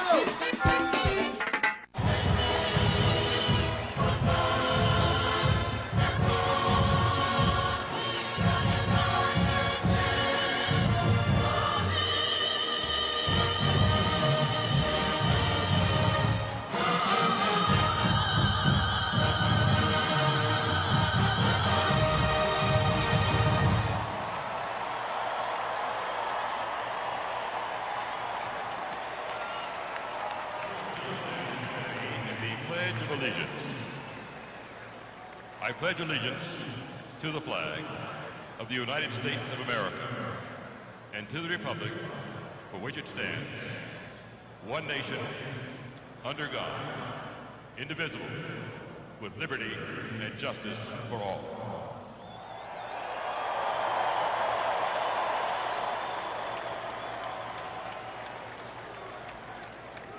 On the field are families who have lost loved ones while serving our country. Placing a wreath to honor our fallen is Sergeant First Class Steve Herron. If you ever lost a friend or a family member in the military service, please stand in their honor and remain standing as we salute all who have given the supreme sacrifice.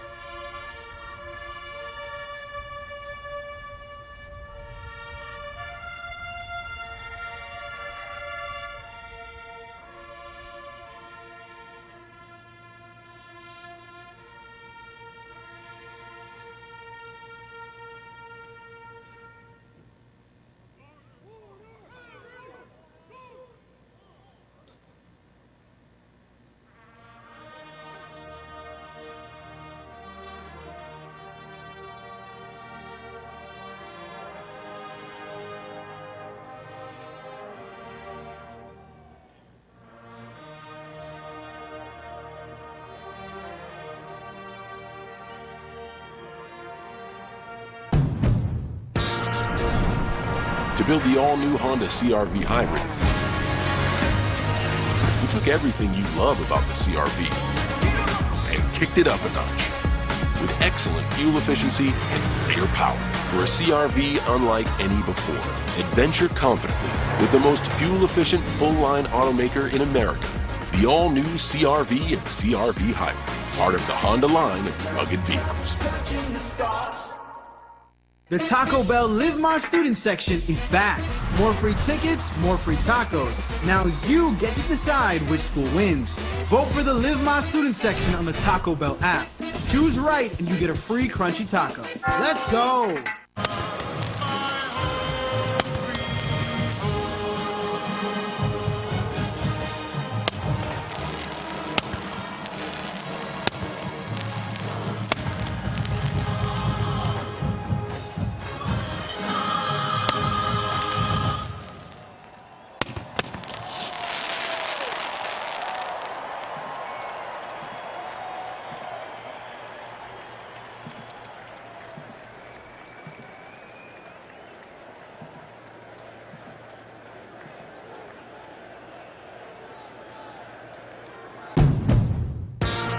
Honda, we know you have to drive through the mud. You want to reach the rainbow. Brave the desert before you find the oasis. Conquer the mountain to see how far your dreams can take you. The all-new CR-V and CR-V Hybrid, part of the Honda line of rugged vehicles. Touching the stars. The Taco Bell Live My Student section is back. More free tickets, more free tacos. Now you get to decide which school wins. Vote for the Live My Student section on the Taco Bell app. Choose right and you get a free crunchy taco. Let's go!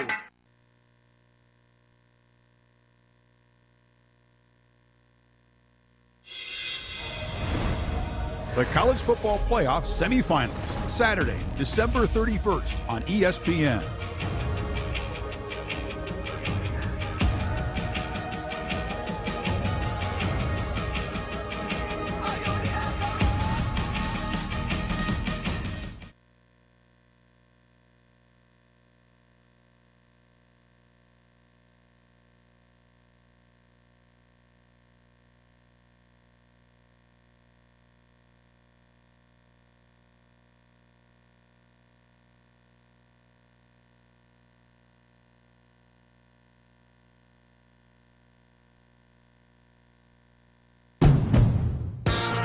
Honda, we know you have to drive through the mud.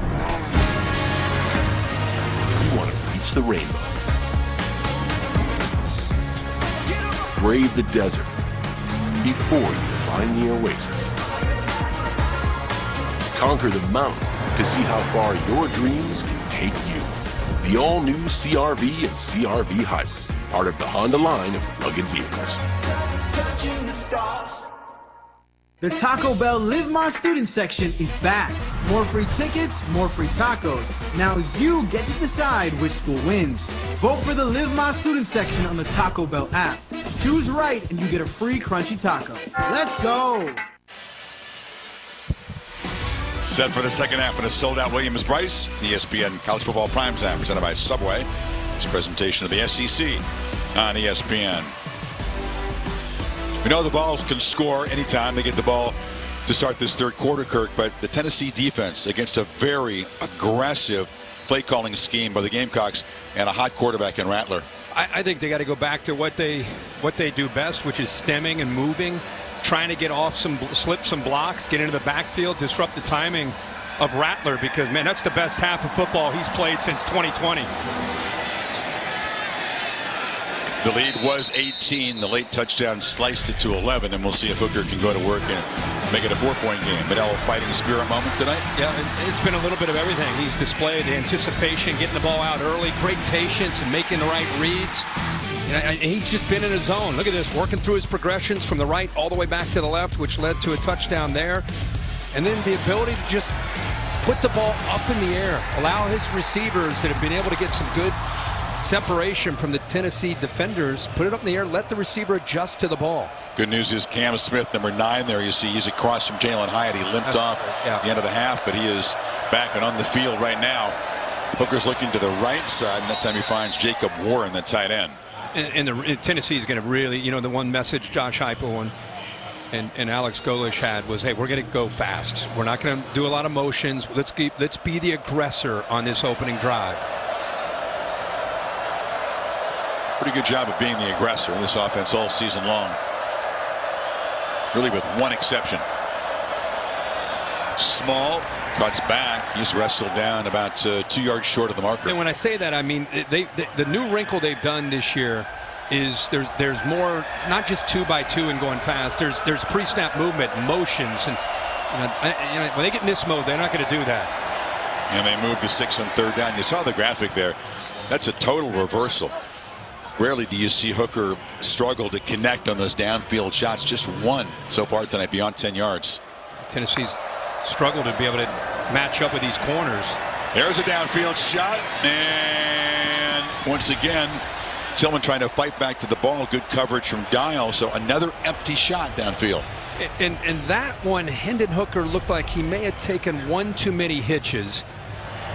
He was on the inside. That's the matchup that you want. Really good tight coverage there with Dial. Again, Dial, Rush, and Smith. It's very rare to see one defense have 3 guys that you trust to be on islands against this Tennessee offensive speed, and they trust him.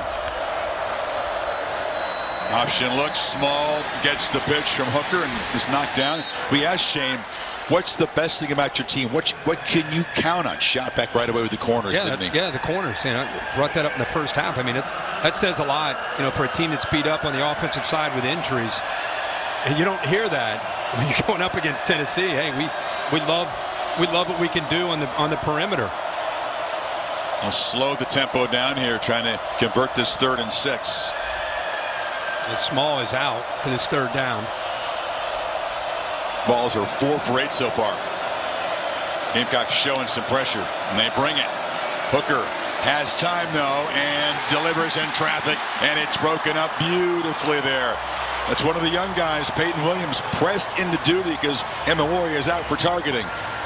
And they brought Green on this 3rd down, and you know, he's got exactly the matchup that he wants. And look at this move by Warren here.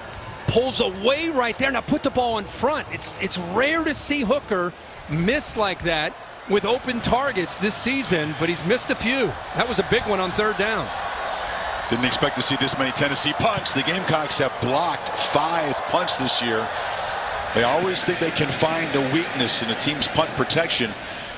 That was the first time they really kind of came after it. Didn't get that close, though. Holly?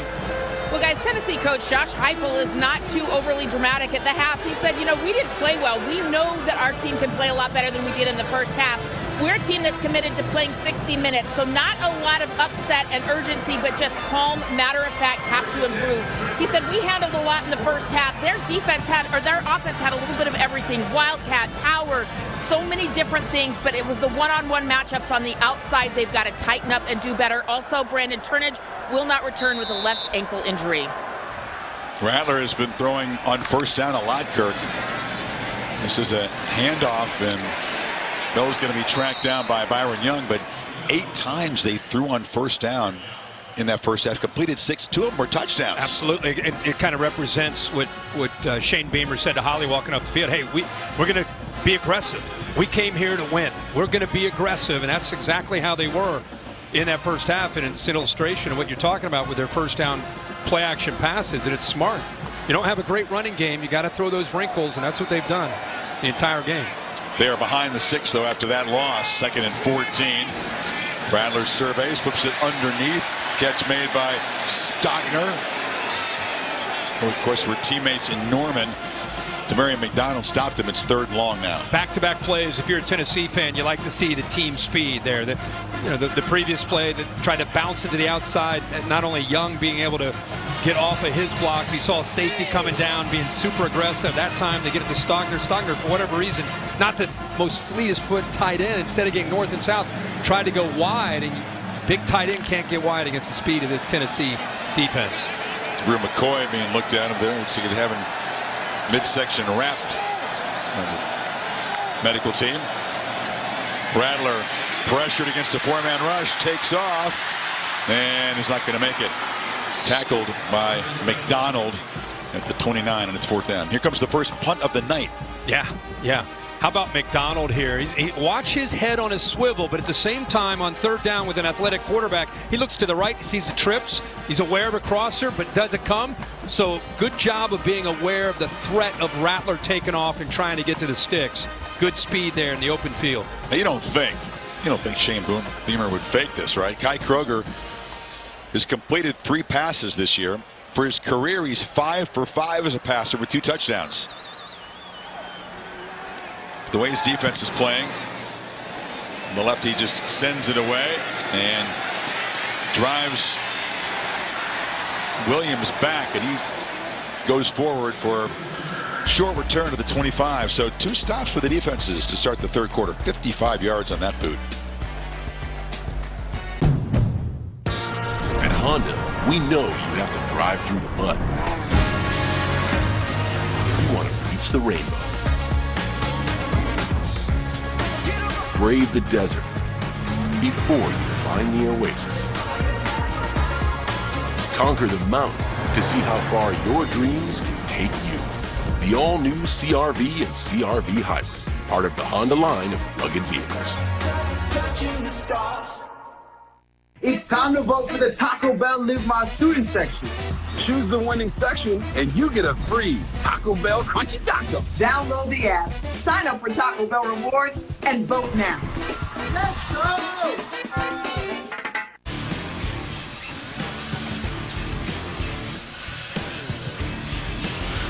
Good sense of what it's been a party so far in Columbia. Tomorrow is Sunday NFL Countdown. Matt Hasselbeck going all access with Pat Mahomes and Andy Reid. And this Monday, Azteca, Estadio Azteca in Mexico City, as McCaffrey and the Niners take on the Arizona Cardinals. 8 o'clock on ESPN, Deportes, and the app. It's a big stadium down there. Oh, I'm sure you've been there, right? Yep. No. Not for an NFL game. No. So here we go. Second possession for the Vols in the 3rd quarter. They fake it to right. Hooker pitches, and it's dropped. Just in and out of the hands of Jalen Hyatt. It was Cam Smith in cover. It's been a frustrating evening for Jalen. We haven't seen him knifing deep, making big plays yet. No, and I think it has everything to do with how Cam Smith is playing him. He's giving him and Hooker that underneath throw, almost willing to give it because of that cushion. Doesn't want to give up that vertical shot. Pressure picked up, and that shot across the middle. Accurate throw and a catch by Ramel Keaton. First down. Anytime they can get that boundary safety and corner, they're going to attack that way. Anytime they got after DQ Smith, the true freshman. 1 first down, crank the tempo. Hooker right back to work, launching downfield, and it's over the head of Keaton that time. One-on-one coverage from Darius Rush. Holly? You guys are talking about the job Cam Smith is doing at corner. He said before this game that his goal was to eliminate the yak, the yards after catch from Jalen Hyatt, and he's doing that tonight. He's tackling hard, bringing him down, and the yak has been minimal. Big time, and you can see some frustration slipping into Hyatt. Is a very excitable, kind of emotional player. And he came back to his home state hoping to make huge plays, and there's still time. Keaton makes that catch. Rush got just enough of him to bring him down after the catch. First down at the 41. But you got a tight end and a running back in to help out in pass protection, and South Carolina has a blitz on, bringing everybody unable to get home and get the pressure. Good protection. Hooker launches again. Deep route. Tillman goes up. Could not make the play. Ball was fading away late. It was Dial in coverage. Just not as accurate as we normally have seen Hooker downfield. Not a lot of room there. When you align yourself a yard or two from the sideline, typically when you're not in this style of offense, you're going to line up maybe near the top of the number, and you're going to give yourself a nice big lane on that outside where the quarterback can lay it over your outside shoulder. Here, you just don't have any room to work, so it's got to be a perfectly thrown ball down that sideline. But you're right, it has not been the typical deep ball accuracy of a guy many consider the Heisman frontrunner coming into this game. They're right down the middle. Princeton, fan touchdown, Tennessee. A bust from the Gamecocks, and the tight end makes him pay. Now, Jalin Hyatt, even when he doesn't make the play, watch what happens when he goes into motion and what this does to the defense. Watch on the back end right here. He's yelling, help, help, I need help over here. And with all that confusion, you end up losing a receiver, in this case a tight end, right down the middle of the field with Fan. So the motion, the pre-snap motion there, affecting the South Carolina communication, and a nice job there. Great coaching, easy throw for Hooker. Good spot. That was total panic back there, and just like that, the Volunteers have sliced what was an 18-point lead down to 4.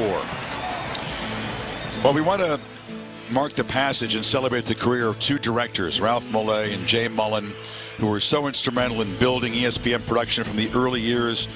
Both men were talented, multiple Emmy Award-winning directors covering college football, the NHL, tennis, track, and more. We honor the careers and the lives of Ralph Mollet and Jay Mullen.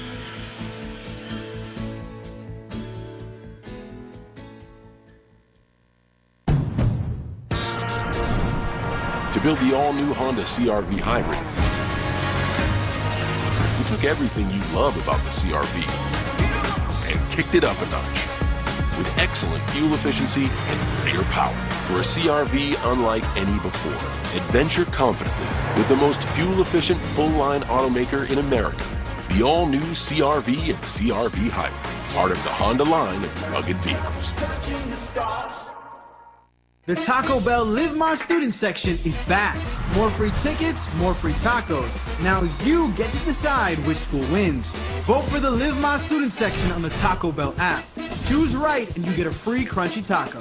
Let's go!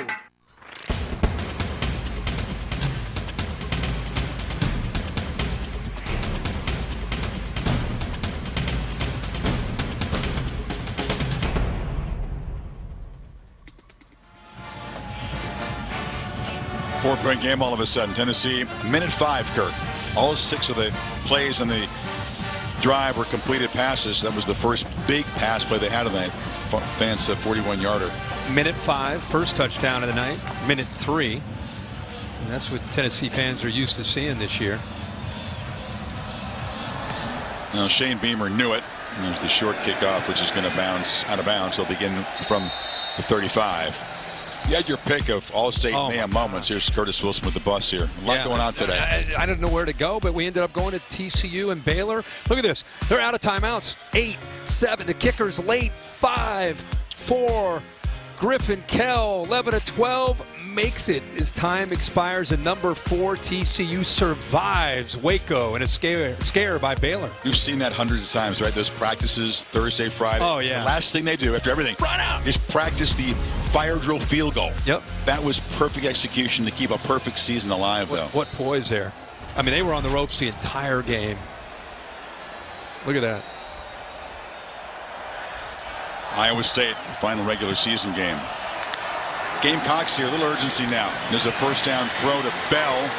And he's going to slam forward for a nice gain. He knocked out Nico Slaughter on the way to about a 9-yard gain. This day just feels like a survive and advance kind of day for, just seems like every team that was a higher ranked team playing a lower ranked, or in some cases unranked teams, especially when they're on the road. And we're seeing another example of that tonight with Tennessee. In the Rose Bowl, UCLA is beating a top 10 ranked USC team, although there's a lot of football to be played there. Austin Jones just went into the end zone, so 21-17.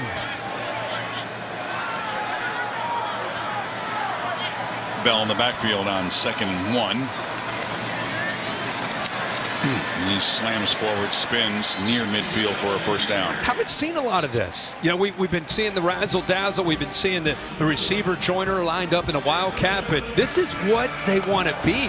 If they had Marshawn Lloyd and Christian Beal-Smith, this is the plan that they would want to build around. Let's try to win the line of scrimmage, and see a lineman goes down there. Try to win the line of scrimmage and set up play action. Eric Douglas went down. He got up, got to the huddle, and looks like he's grabbing his. Like he got rolled up iPad. on.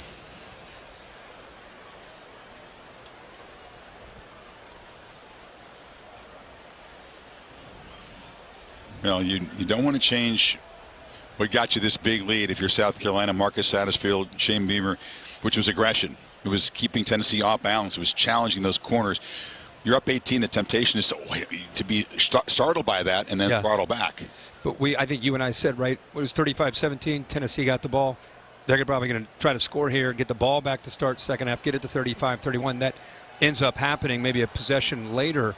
But you're so right about South Carolina can't, and I don't think Shane Beamer's going to let them. They can't say, okay, we have a lead. Now we go into hold on to the lead mode. They have got to continue to be the aggressor. I keep going back to the point he made to Holly. We came in here to be aggressive, to fight, to win. Now you got to back it up and continue to put your foot on the gas and try to make big plays in this offense. And the way Rattler has thrown the ball, the pitch and catch execution has been the best all season.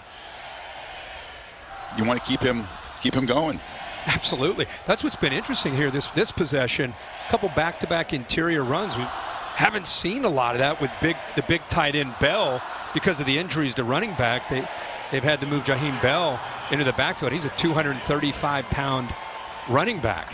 It's a concern as the very experienced, excellent center Eric Douglas is able to get up, and he's going to walk slowly to the sidelines.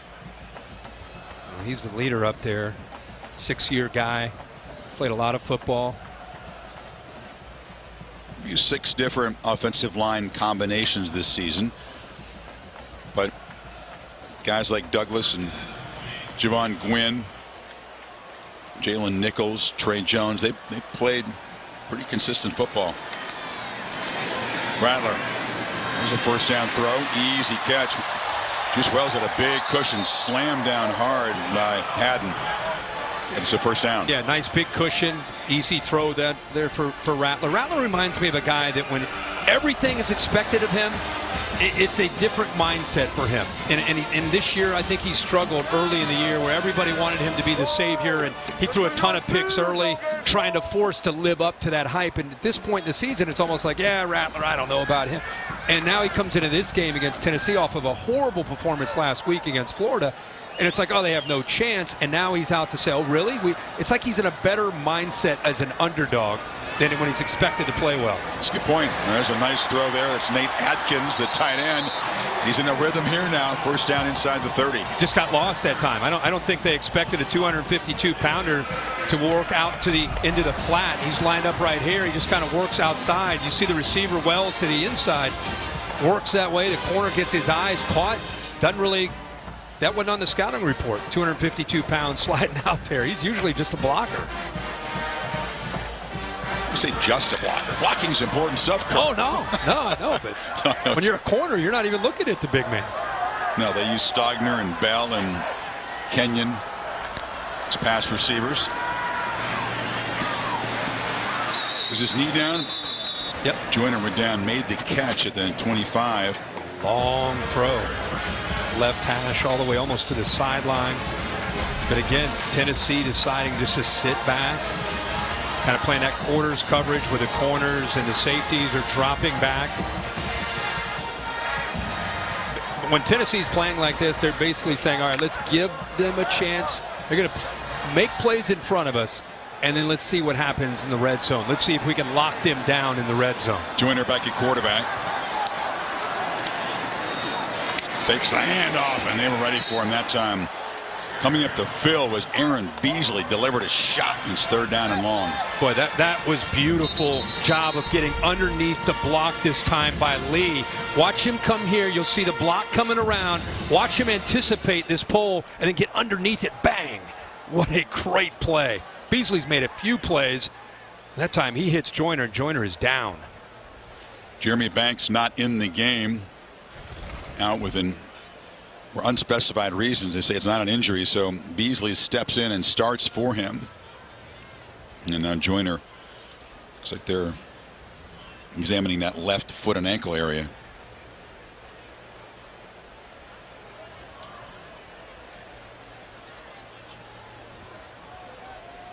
This offense at this point, without Lloyd, needs him healthy. You've seen what a role he's played tonight. Threw a big pass back to Rattler, which set up a touchdown. 11 different Gamecocks have caught passes from Rattler tonight, really spreading it around. Hooker comes to North Carolina. He was the number 22 dual threat quarterback the year that Rattler out of Arizona was given that number 1 ranking. Virginia Tech and Oklahoma. Only lost 2 games as a starter in Norman, did Rattler. But Hooker has had a magical season so far. I think how he handled last year, breaking camp, not starting. Joe Milton ends up winning the job. Milton goes down with an injury. He steps in. But during that process, he never really became selfish, never really got frustrated. He was one of the great leaders, and I think that really set the stage for him that when he got his opportunity, he was able to capitalize and hadn't looked back since last year. So 3rd and 6. Joyner, of course, out of the game. They look back near side. Catch made. And that is Wells muscling for a first down in the red zone. Again, sinking in coverage. Hayden that time just dropping back. And watch him right here. 3rd down. He's tight, and then he bails. And it's with that quick release by Rattler. Very easy for him on the near side to just make that throw. He trusts his receiver, Wells, not just to make the catch. He needed a couple yards after that catch and easily gets it. Been really efficient in the red zone so far tonight. Another important sequence as they try to stretch the lead here. Stop Tennessee's momentum. Bell busting loose. Big fella. Dragging tacklers. They push the pile down near the 3-yard line. That's what you expect from Jaheim Bell as a runner. Boy, that is a great look at the right side. Be able to shut down that defensive line. It opens it up for the Polars. I mean, that is perfect execution to get Bell running downhill at 235 pounds. The right side collapses Tennessee. Their defensive line and made it very easy for the tight end and left guard to pull around. You say he's pretty natural as a runner. Again, he played mostly a linebacker in high school. No, he looks good. Tight really good. Yeah. 3 tight ends in the game. If you count Bell, 1st and goal. Play clock at 2. Got to hurry. They just get the playoff. And this is Wells on the end around. Dances in. Touchdown. Gamecocks stretch the lead.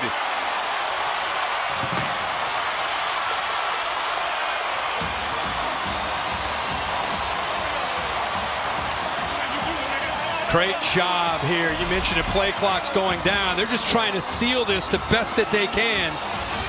Good job right here.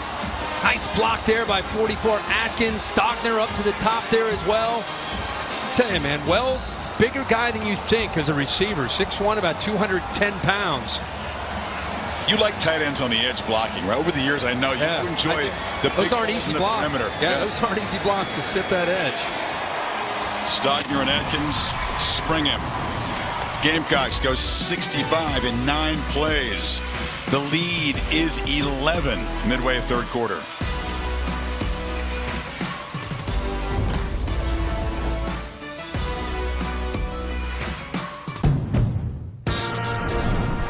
To build the all-new Honda CR-V Hybrid, we took everything you love about the CR-V and kicked it up a notch with excellent fuel efficiency and clear power. For a CR-V unlike any before, adventure confidently with the most fuel-efficient full-line automaker in America. The all-new CR-V and CR-V Hybrid, part of the Honda line of rugged vehicles. It's time to vote for the Taco Bell Live My Student section. Choose the winning section and you get a free Taco Bell Crunchy Taco. Download the app, sign up for Taco Bell Rewards, and vote now. Let's go! A big Thanksgiving weekend of college football. Of course, the day after Thanksgiving on Friday in primetime on ESPN. Gators and the Seminoles, an ancient rivalry. We're going to be out on the West Coast in the Coliseum. Notre Dame will bring a lot of momentum into their collision with the men of Troy. Notre Dame clobbering BC. Trojans battling the Bruins right now in the Rose Bowl, back and forth. We'll keep you posted there. Look forward to getting out to LA. 42 points, by the way, the most the Gamecocks have ever scored against a top 5 opponent in the program's history. Jeez. 6 touchdowns and 1 punt. It's incredible. Place is going wild right now.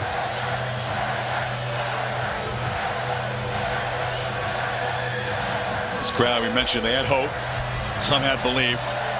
It's been pretty euphoric evening in Columbia. It's been a long time since they've had this feeling. To Matt Berry.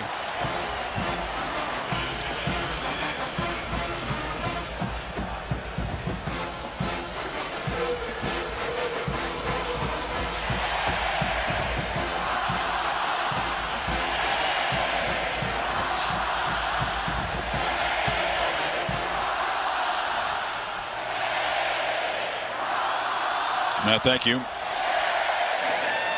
Hooker heated up in last possession. Finally made some downfield plays. Been sorely missing in the first half. Off the play action. Slant again. That was thrown behind Hyatt. It's been a frustrating night for the Hooker to Hyatt combination, in large part because of the coverage of that guy right there, Cam Smith. Yeah, that's been a great matchup. We've talked about it a lot tonight. I think Cam Smith is, again, he's given that cushion up. He got a little frustrated because when that ball came out of the hands, it was a chance for a pick. Small, Met able to power forward for a couple of yards. It's going to be 3rd and long. Big collision there with that safety coming down, the freshman, Peyton Williams.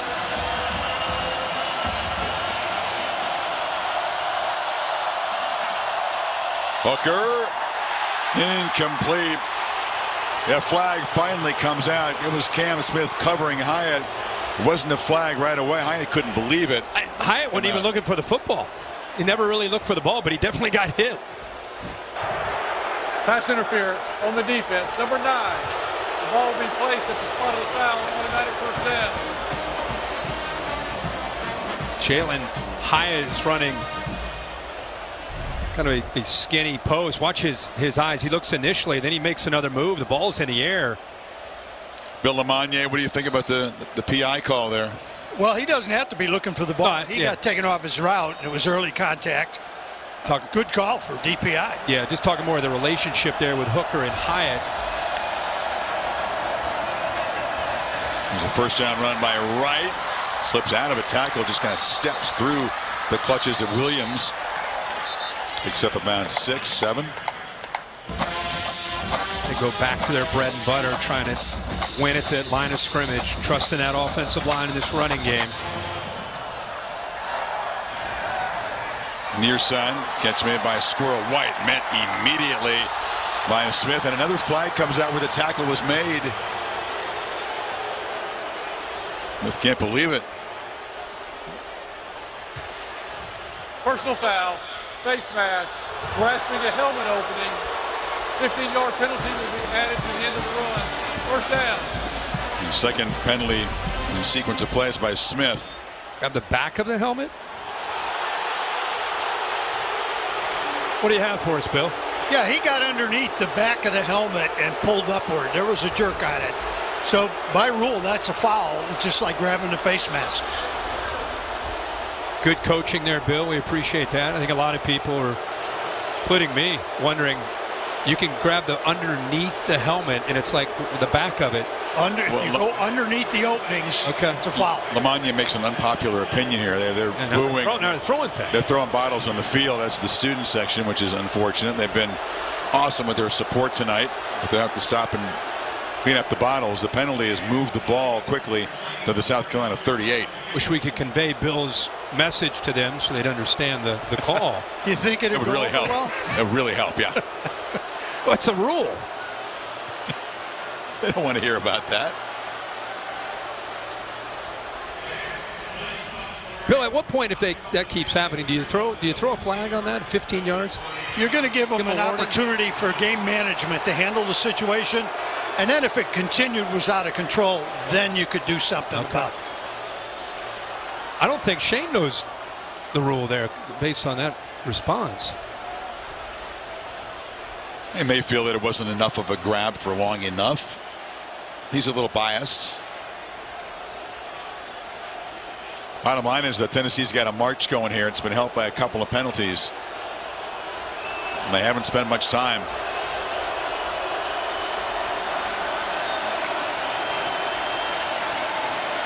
Hooker batted down the line, almost intercepted. It was dangerously knocked up into the air by Green for the second time tonight. And Green is down clutching his shin after making that play. Hey, he's had a big night for this defense.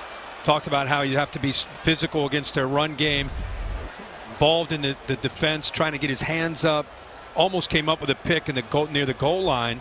And this time times his leap up perfectly and then gets undercut when he comes back down.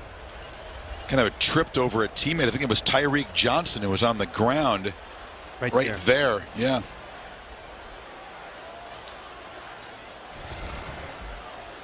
But Johnson, that middle linebacker, that fifth-year senior, second leading tackler in the defense. Remember, the leading tackler on this defense, Nick Emanori, the true freshman, was disqualified for targeting in the first half. It's a group trying to dig deep here and protect this lead. They need number 44 on the field. Yeah, Cam Smith involved in some pretty animated conversations down there. I think he's had a couple penalties caught on him, and he wants to talk to the officials about it. It's been an emotional game for this secondary, very passionate. It's a good job with the staff to keep him away. You don't need him jawing at the officials. You need his mind on the job here. Yeah. And he's done a great job so far. You know, Jalin Hyatt, he's got 6 catches, but targeted 11 times. And you say going in the way he's played this year, we'll give him 65 receiving yards and no touchdowns deep into the third quarter. Any defense would take that. Yeah, and the plan is to put Smith on him and give him that cushion just to try to take it. So many games you've watched this year, 11s getting behind safeties and against busted coverage. And tonight they matched him up man to man. So another true freshman's in the game. Subbing in for Green is Stone Blanton. Yet another true freshman pressing the duty.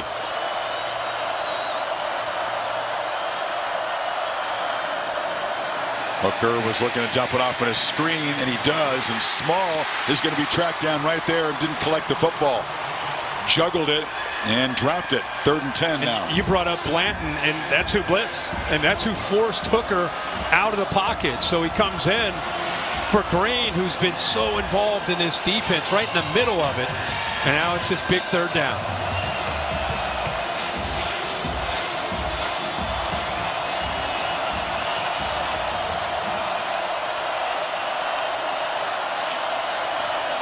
Here comes pressure. Ball gets out quickly on the slant. And it's Tillman.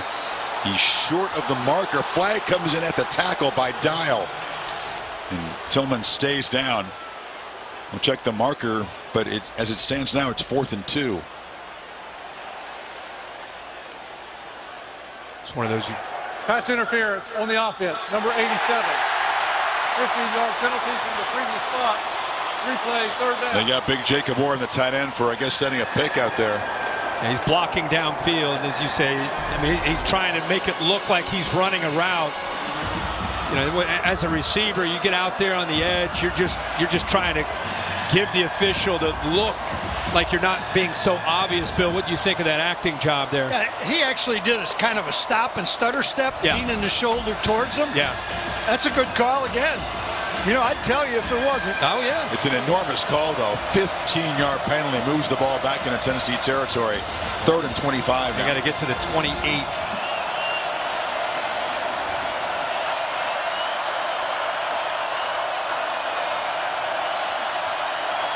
On their feet. Everybody.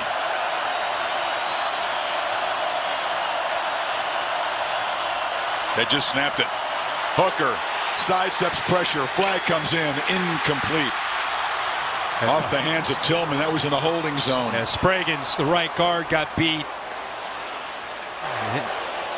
Holding on the offense, number 76. Our penalty is declined. 4th down. The penalty's a big part of that. The 2 penalties on Smith got Tennessee set up in business. Then the offensive pass interference really spoiled the drive. You're right. Tonka Hemingway, 91, right here, has had a big night. Even when he doesn't get to the quarterback, He's had now 2 or maybe 3 holding calls on Spragans because of how quick he's gotten into that backfield, and only thing Spragans could do is pull him back. Punt is short. Not the best effort from Paxton Brooks. It goes out of bounds. See where they spot it. Gamecocks are pointing up around the 35-yard line. Now a quick word from Verbo. It's Tim Tebow in a Verbo, where the host doesn't stay with you. So there's no one to interrupt your pregame routine. A big stop, Kirk. Up 11. Gamecocks get the football back. Now spotted at the 25 after that punt. Let's see what Marcus Satterfield does here. Been aggressive all night. He's produced a lot of touchdowns. You're up by 11 late in the third. I think you got to continue to be aggressive, right? Keep going with what's been working. Just like this. Rattler wanted to throw downfield. Now he's going to try to create on the run and throws a dart for a first down. Wells to the 38 in front of Slaughter. Well, good job of just keeping this play alive to get to the outside. And I just love to watch the way Rattler's throwing the football right now. This is why so many people fall in love with his physical abilities. He's looking right here. I mean, look how tight this coverage is. And instead of just throwing that away, with this kind of accuracy and the way he's feeling tonight, why not just put it out there? Wells again. Can't get to the edge. Volunteers strung it out, and they knock him down behind the line. That's Jalen McCullough. Yeah, a lot of quarterbacks obviously want to try to put it out there, but not a lot of guys can do it as consistent as he has been able to do it tonight. There's Slaughter right there. But getting to this second half, seeing a lot of guys slow. The first guy there to him is Shane Beamer. A lot of guys slow to get up here. With the frenetic tempo, it's physical. Holly can update from the field. Guys, I will check on this injury in just a moment, but just to update you on South Carolina's injury, their starting center, Eric Douglas, is back in on this drive with a new wrap on his right leg and knee. Also, good information, DeKarian Joyner able to return to this game. They've wrapped up both of his ankles. He's been such a critical part for South Carolina tonight. He can return as well. It is good news. You could tell the ankle was injured when Joyner was tackled there, and Big Douglas, you know, he's probably feeling some pain, but gritting it. Yeah. Back in there. Yeah, Slaughter now getting helped off. But just to finish my point on Spencer Rattler, you know, this isn't how he always looks. You know, this is one of these nights that has been special with his accuracy. And here's a look again at the big hit there by Joyner. We have not seen him back since that. And Beasley has been pretty active tonight for Tennessee. Now he's back out there with the coaches talking, and big part of what they're doing. But again, to finish my thought on Rattler, a lot of guys are, you know, they'd like to make these kind of throws, but this guy this year has not been making these throws consistently. It's like he saved them all for tonight against his Tennessee defense. He's in a rhythm now. Kirky's made his last 9 count. Final 2 minutes of the quarter. Empty backfield. Volunteers rush only 4. Rattler has plenty of time. Steps up and delivers over the middle. Wells again. Juice Wells beginning to be the featured man in this attack. Tackled at the 35. You got 2 receivers underneath right here. You clear here, and then you're able to come across at that second level. Really well designed. The thing is, you need time. Look at the amount of time he has, and then finally there's the opening, and a good job again by Antoine Wells going down to make that catch. Look at this, all hands. 100-yard receiving night, 9 for 116 for Juice.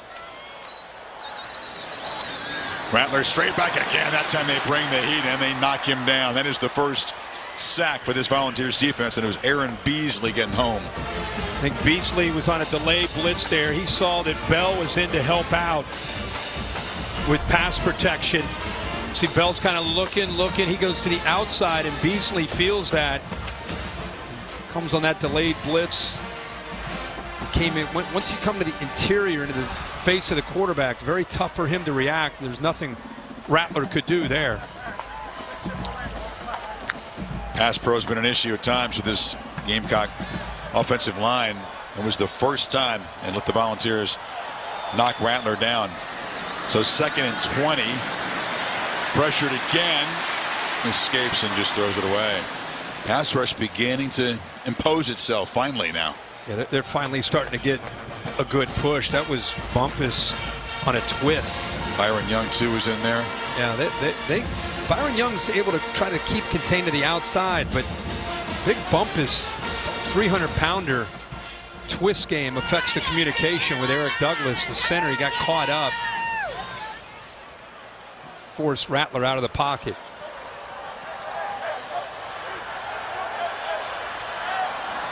So 3rd and 20.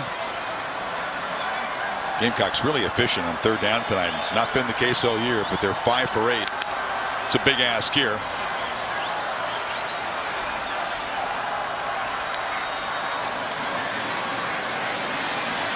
Rattler steps up, delivers across the middle. It's Wells, and dancing around. They'll convert on 3rd and 20. No problem. Down to the red zone. Exact same play that they ran a little bit earlier. Underneath, right like this, you go deep, and then you have the crosser, and nobody picks this up. This is 3rd and forever.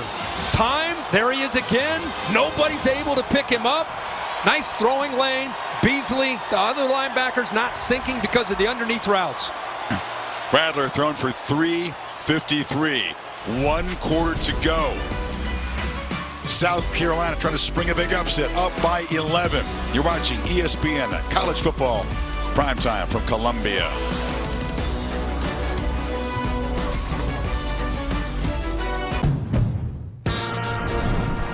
To build the all-new Honda CR-V Hybrid,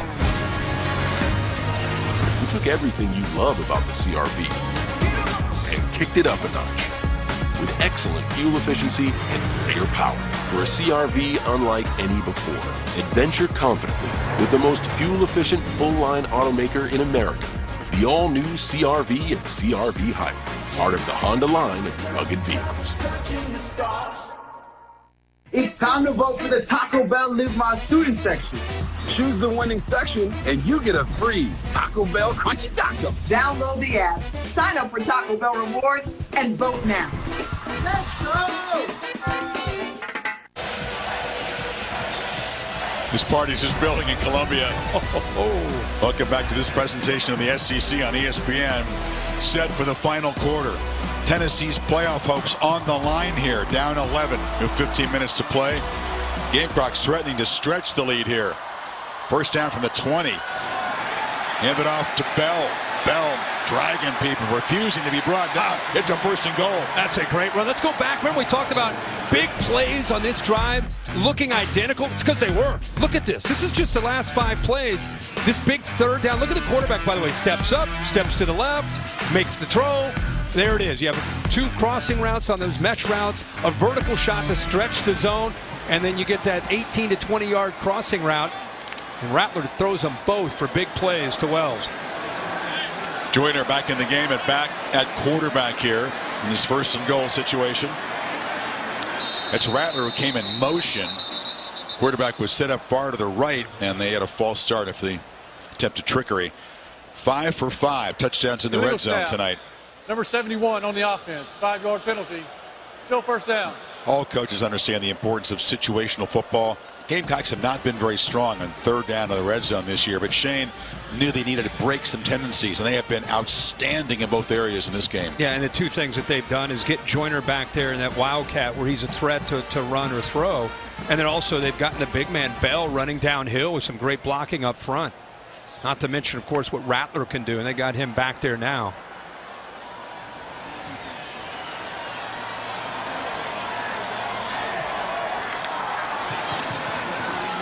Rattler flips it short. Catch made. Bell still running. Finally tackled at the 5. He is a load, especially with the defense that's out there in the 4th quarter. Tough to tackle this man. This guy is impressive. I mean, he is a tight end that's lining up in the backfield. Guy that played some running back, some linebacker in high school. With the injuries to the backfield coming into this week, they asked him to be that guy. Look at this. Looks like he's been doing it his whole life in South Carolina. Very comfortable coming out of the backfield, and you'd see tough to bring down, not just with his power, but some speed out there. Just shoved Charles to the ground there. Good luck. Doing his best Derrick Henry impersonation. Corner out there trying to make a play on the big man. 2nd and goal. Ball all the way back to the 5-yard line now. McDowell on the pitch. He's got to make a few Volunteers miss, and he cannot get past Beasley, who drops him for a loss. But Beasley making a lot of plays for this defense against the run game. Watch him out here in the open field. Love how he eliminates the space, closes the ground, and look at that little stutter.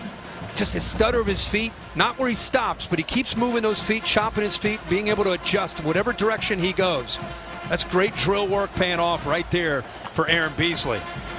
Now does Rattler take a shot at the end zone here? A field goal makes it 14. Mitch Jeter is very reliable. Does he kind of push the envelope, trying to make a play in the end zone? Well, there's a high percentage throw, a slant. Crowd wanted a flag on Haddon against Wells. There is a flag, but it's not down where the coverage was. We have hands in the face by Tennessee. Personal foul, hands to the face on the defense, number 9. Penalty is half the distance to the goal, automatic first down. That's a very costly penalty for Heupel's team. It'll set up a 1st and goal. They got Tyler Barron that time.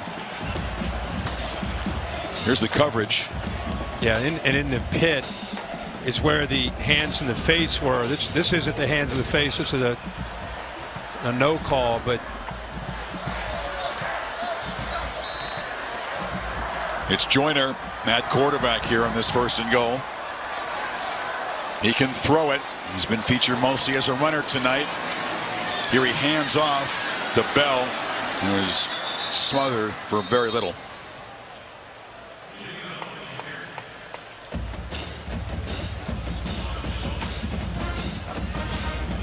South Carolina, besides trying to stretch the lead, is chewing on some clock.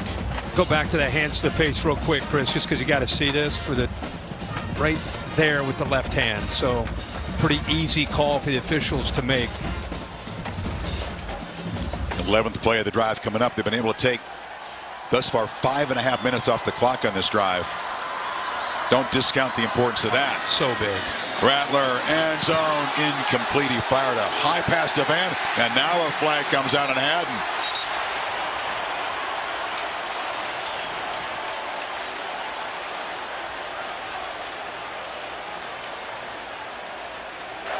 Pass interference on the defense, number 5. Foul occurred in the end zone. The ball will be placed at the 2-yard line. First down. Penalties beginning to pile up, and this will set up the Gamecocks at the 2. Haddon's been very physical. He's saying that he didn't touch him there, but Bill, he looked like he got him on the shoulder. I see the left hand come up almost under the chin there and pulled him back. So again, another excellent call. Angles were important for which official called it. Rattler rolls, scans, that cuts back, makes another cut, flips it, touchdown. Bell worked free. Rattler found him, and they can really smell an upset now.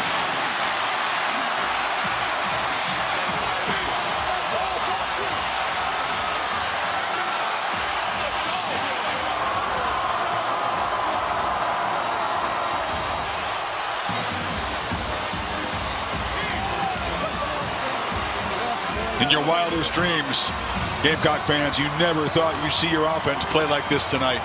Especially with Bell and his role tonight. Joyner going back to the bowl game that they played in last year. I mean, they put everything into this game plan. And the most important aspect is Spencer Rattler, 25 of 31. That capped off an 11-play, 75-yard drive, and how fitting for this. No lineman, by the way, downfield. He would not give up on this play until he came up with a touchdown.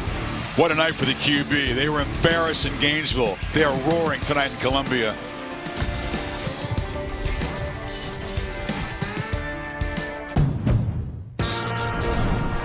To build the all-new Honda CR-V Hybrid,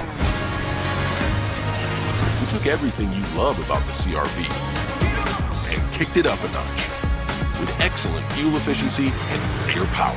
For a CR-V unlike any before, adventure confidently with the most fuel-efficient full-line automaker in America, the all-new CR-V and CR-V Hybrid. part of the Honda line of rugged vehicles. The Taco Bell Live My Student section is back. More free tickets, more free tacos. Now you get to decide which school wins. Vote for the Live My Student section on the Taco Bell app. Choose right and you get a free crunchy taco. Let's go! Go ahead, count them out, Spencer Rattler. 1, 2, 3, 4. One for the thumb. 5 touchdown passes. He had 8 through 10 games coming in tonight. Almost caught a touchdown pass. He caught a pass, tackled the 5, and set up a touchdown. One 200-yard passing game against Power 5 on the year. He's been a major disappointment in his transfer from Oklahoma. Pressed, threw interceptions, got very cautious after that, and has put it all together tonight on this stage. He sure has. Against one of the hottest quarterbacks in the country. Hendon Hooker was the guy that hadn't thrown interceptions. He threw a bunch of touchdown passes. Chick-fil-A playoff rankings here. Very nearly a monumental day, but Michigan and TCU escaped. And if you look at this, we'll see what happens. If Tennessee were to lose, the big winners would be LSU, because all this debate about what if LSU were to win out, beat Georgia, they still would be behind Tennessee. So LSU would be a winner. And USC, see what happens against UCLA, but if they win tonight against UCLA, they have Notre Dame next week and a Pac-12 championship. Now, they got to win tonight, but if they do, they might be in a good spot. This could help Clemson as well. Hooker, is he okay? He went to the turf. It's not a fumble. He was ruled down there, but now all eyes on Hooker, who went down very awkwardly and is in obvious pain. Oh, my goodness. Yeah, just trying to fake a pitch. And as you said, his feet got caught awkwardly and he just went down. You know, that's a big part of his game. This is not something where it's out of the ordinary of who they are offensively. Yeah, this is not a fumble. They're just going to keep the ball. But hush went over this crowd here in Columbia when 5 went down.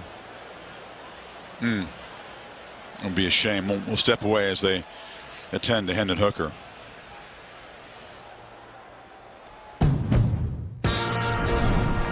To build the all-new Honda CR-V Hybrid, we took everything you love about the CR-V and kicked it up a notch with excellent fuel efficiency and greater power for a CR-V unlike any before. Adventure confidently with the most fuel-efficient full-line automaker in America, the all-new CR-V and CR-V Hybrid, part of the Honda line of rugged vehicles. It's time to vote for the Taco Bell Live My Student section.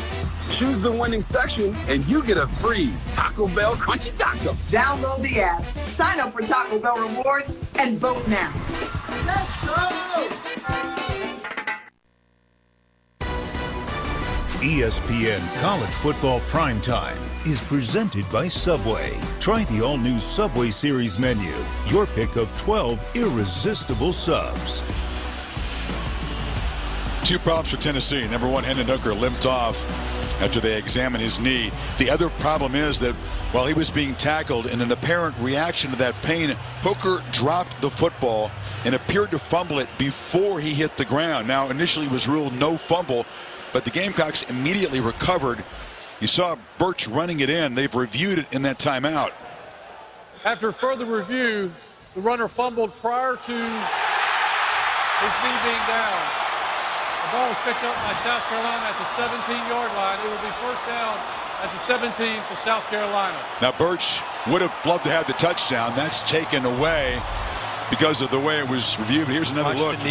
Watch the knees. See if he's down. He's still up. He's still up. He's still up. And then the ball is out. His shin would mark him down, but his shin did not hit before the ball came out. Birch scooped it up. It would have been a scoop and score to just about put away this game. Hooker's being looked at in the tent because there was a whistle and it was ruled a no fumble. They place the ball at the 17 here. Yep.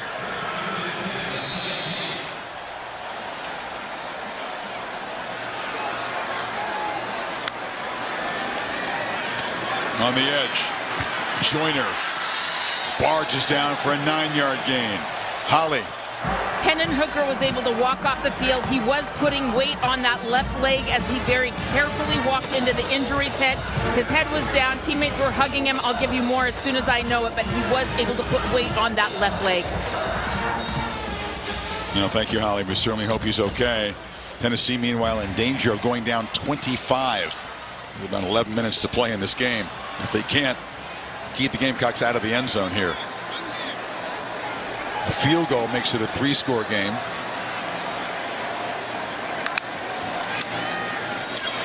Bell just breaks the will of a defense, doesn't he? Barrels down to the 2. He may have found a new home. I mean, with all, I know he's one of the tight ends. Stogner plays out there. Kenyon plays out there. Atkins, Bell, and he's had to move to running back. And that offensive line late in this game starting to wear down Tennessee. And having a big back, being able to run like that, bounce off of tackles, great compliment to what Rattler in this passing game has been able to do. Bama put 49 on this defense in Knoxville. Gamecocks fixing to get over half 100 in here. 1st and goal.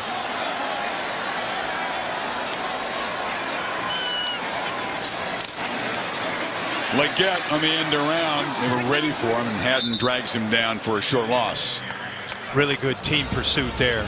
Haddon's able to set the edge. Got a lot of white jerseys. Watch 5. Get to the outside. Now you got the inside pursuit right there. Really good job. Trevion Flowers as well. Tennessee trying to show some pride here. Backed up. It's a big sequence of plays here. South Carolina looking for that knockout punch, and Tennessee trying to keep their hopes alive.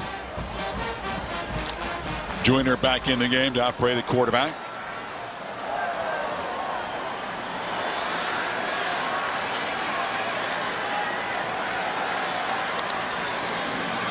Joyner keeps it, makes a cut, touchdown, South Carolina. This is an historic night for this Gamecock offense. And they are putting a thumping on the 5th-ranked Vols. Really comfortable in this role is Joyner. He's reading this man who collapses down. Watch him come down right there. Once he commits down, pulls it, gets a good block downfield there by Kenyon and into the end zone.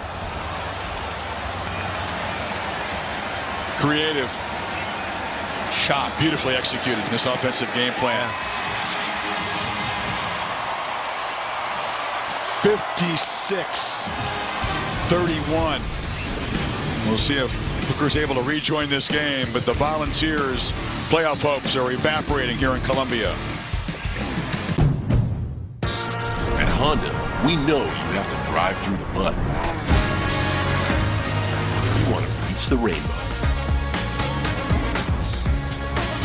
Brave the desert before you find the oasis. Conquer the mountain to see how far your dreams can take you. The all-new CR-V and CR-V Hybrid, part of the Honda line of rugged vehicles. It's time to vote for the Taco Bell Live My Student section. Choose the winning section and you get a free Taco Bell Crunchy Taco. Download the app, sign up for Taco Bell Rewards, and vote now. Let's go! This is after the last touchdown. Fireworks. That's it. Come on. They may have run out, Kirk. I don't think they expected, 8 touchdowns from this offense tonight. Pre-game, halftime, national anthem. This many touchdowns, they've run out of ammunition. But this offense is not. That was the short field after the fumble. Could have been a scoop and score if not for the call on the field. Didn't matter. They just power it in. 25-point lead. Jimmy Holiday trying to make a play. And he's going to be brought down across the 25 to Matt Berry.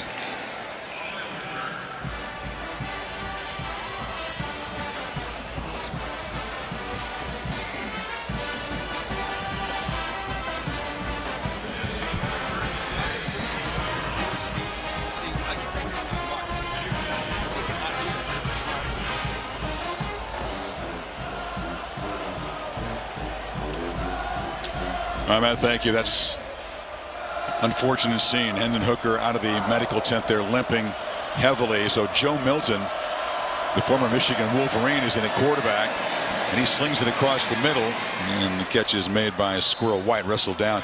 Milton, of course, was the day one starter last year, 2021.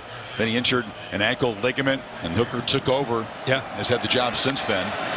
Big arm this guy has. Big strong arm. Catch is made out to 50 by Tillman. Can you imagine? This is one of those scores that you're out, you're at another game, you got back from a game, you're hearing about it on social media. 56-30. What? Tennessee's up, right? No. South Carolina is up on Tennessee. If you see it on your app, you go, this is a glitch. Not Reset happening. this thing. Turn the phone on, turn it back. I mean, it's been a wild day, but they're not losing. Well, there's Hendon Hooker. Very noticeable limp there. Everybody in college football, not just Tennessee fans, hoping that he's okay. Boy, he's been an incredible story to watch this year. 3rd and 3 for Milton. And there's got to be a flag down there. He began to back up before the snap came in. He heaves it down to the end zone. Jump ball. And it's incomplete. There was a flag on the play. Meanwhile, Hooker is making a very long, slow walk from the bench on the far side along this end line. On the defense, number 19. 5-yard penalty results in a first down. Right in front of the Gamecock student section. He comes in here tonight, perhaps the Heisman front runner. You figure big sats in this game, big sats against Vanderbilt. Certainly to New York with a real chance to become Tennessee's first ever Heisman Trophy winner. And it's a heartbreaking end of the evening for him. Holly? Guys, he has been ruled out, obviously, for the rest of the game. I'm told it's a left leg injury, but after watching him walk and watching them do an extensive examination on him, it does appear to be some type of a knee injury. We'll give you more as soon as we hear it.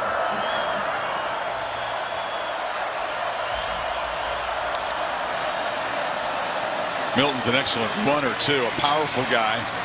Just gets behind the block of Cooper Mays and muscles to the 35. Just short of the first down. Yeah, he is a handful, 245 pounds. Small. Hammers into the secondary now near the 20. Of course, Tennessee, this is a team with a lot of confidence, and they're not even looking at the score right now. They're just trying to score as fast as they can. Milton to the end zone, overshot Tillman that time.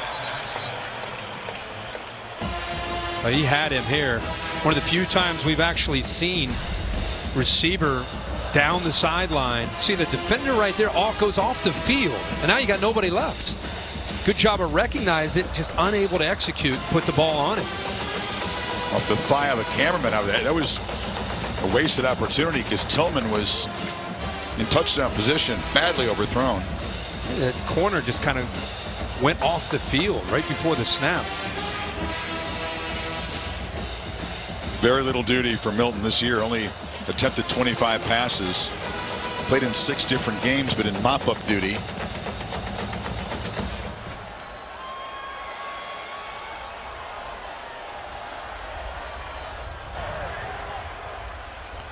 Now, that guy that went off the field, I was talking about. The previous play is under further review for 12 players on the defense. Remember, I showed you that right before I showed you he went down the sideline. That corner just kind of got off the field. He was the 12th man. You can see one of the coaches telling him to come off the field. Hurry up, get off the field, get off the field. He did. He was off the sideline before the ball was snapped. They're going to slow down and review it, but we don't think this is going to end up in a penalty, do we? Yeah, he's right here. And now you got 11. And that's why he was so open down that sideline. Chris, what do you think this is going to do? I mean, we just showed the top 10. Who were the big winners, you think? I know Bear, he's all over this down there. We talked about LSU now. They no longer have to, if they were to win out. I mean, by the way, beating Georgia, pretty tough ask, but if they did, it's no longer a debate between Tennessee and LSU. So LSU's a big winner. USC just took the lead on UCLA. If they are somehow able to beat UCLA, beat Notre Dame, win the Pac-12, they have a real strong a chance now. Bear. There is no foul for illegal substitution. The 12th player was off the field prior to the ball being snapped. It will be second down. Talking about Tennessee team, though, Kirk, that had an amazing resume. Talking about, beating Alabama. Of course. Hammering LSU in Baton Rouge. Yeah. And in position as a heavy favorite in the last 2 games. Did not even have to play a conference championship game. Just skip that step. Yeah. And be ready to kind of step into the 14 bracket. And this is a startling result. Still time to cut into this lead. You never know, but they got to do it very quickly here. 2nd and 10. And you got to do it with a backup quarterback. Milton took a quick look and now just powers forward inside the 15, picked up 8.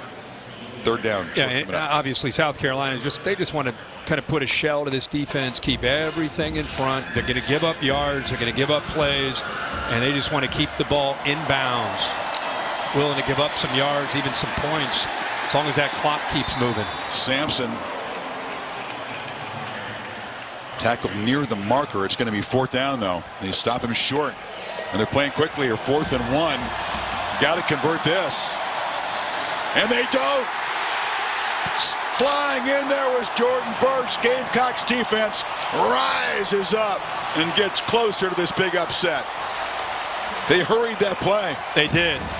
That's kind of their MO, but there was an anticipation here by Burch. Watched him come down. They're expecting. They weren't fooled. Usually Tennessee tries to fool you. This time they have a guy for the quarterback and a guy for the back. Nothing that Tennessee could have done there. Great execution by the Gamecock defense there on short yardage. Milton even tugged at the ball because he saw Burch collapse down, but if he did, he would have been taken himself. Jordan Burch, the guy with amazing ability. He came here with a lot of hype. He was the highest rated recruit of this program since Jadeveon Clowney. Now it's his junior year, and he shows you all that talent.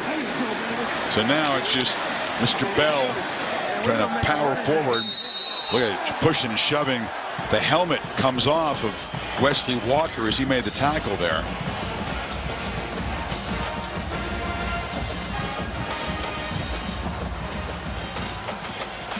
You never know in college football, do you? Nope. 21-point underdogs. Yeah, it's Chippy over there.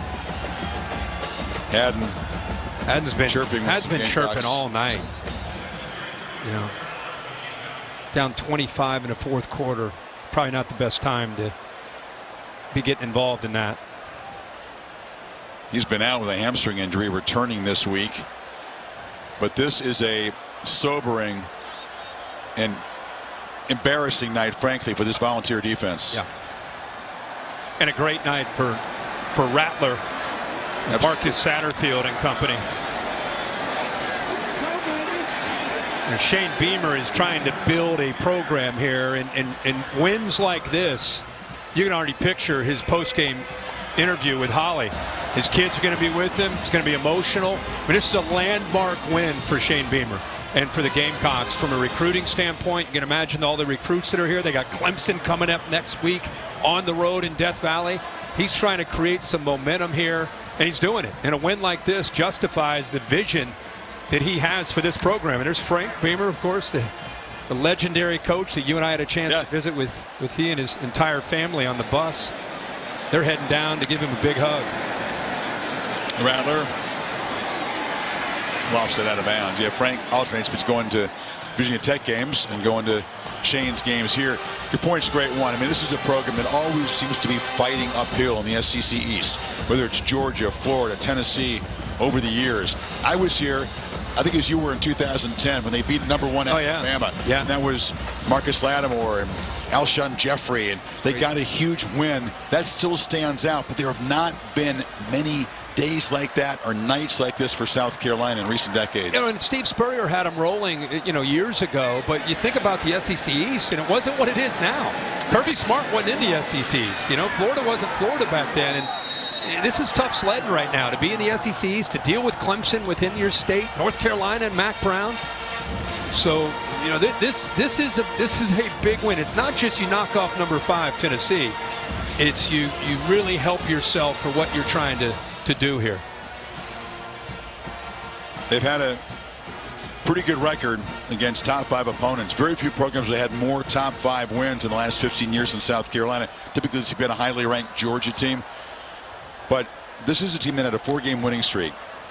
They played Missouri at home. This offense you see it tonight, they scored 10 points and lost. That stalled the momentum. Then they beat Vanderbilt. Then their rout in Gainesville.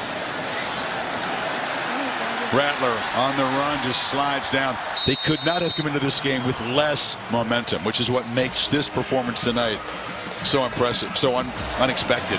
And you know, there are different stages that you make as a program, and learning how to win when you're expected to win is a big step and a tough step. The easiest thing to do is to show up when nobody expects you to compete. And I think the next step for Shane Beamer is to play the teams that you're even with or better and beat them, and not have the peaks and valleys emotionally the way they've shown. And I think that's the next step for the program. You think those folks are ready to charge over the hedge? Oh, yeah. They're leaning on it. Yeah. Absolutely. Rattler still looking to throw. Fires downfield, jump ball, and it's catch made by Juice Wells. Still pressing the ball downfield. Wow. Well, we saw some of that from Tennessee last week in the Missouri game late. That's just a great adjustment by Wells. That's Rattler trusting Wells to adjust and beat Charles to the ball. Charles in pretty good position.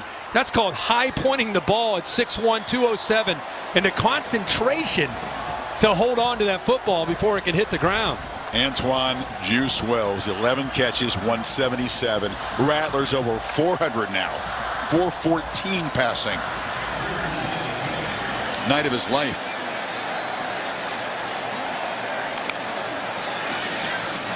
Bell on the delay. Down inside the 20. Holly? Just before this drive, Spencer Rattler came over to me on the sideline, caught my eye and said, we got to go out there and finish this right now. This is a young man that's been doubted so much this year, doubted so much last year.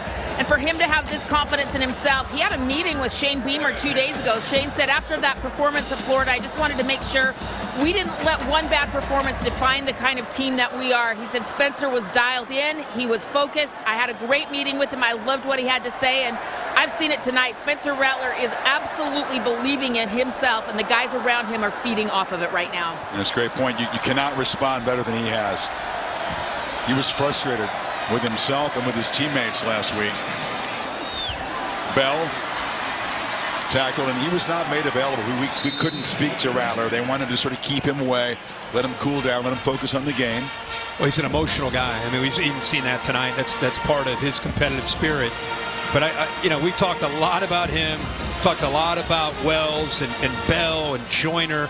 Want to continue to not just talk about Shane Beamer, but Marcus Satterfield, the offensive coordinator, who had his one arm tied behind his back with Lloyd and Beal Smith not playing, and he came up with a heck of a scheme with the versatility and how different they attacked tonight. Different from who they want to be, but really looked good tonight. That play was messed up from the start. One of the few moments of flawed execution tonight for the Gamecocks. Illegal snap, 71 on the offense. 5-yard penalty, still third down. The student section is moving toward the field. The top is emptying down. Yeah, I see that. They're packed in closely. You sense an SEC field rush here. I do, and they're going right towards them with the football. They want Clemson.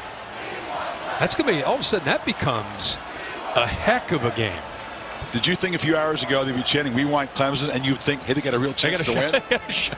If 7 shows up like this, they got a shot. 3rd and 10. Rattler just flips it. Brooks to the corner. Touchdown! South Carolina punctuates a massive upset. And a career night for Spencer Rattler.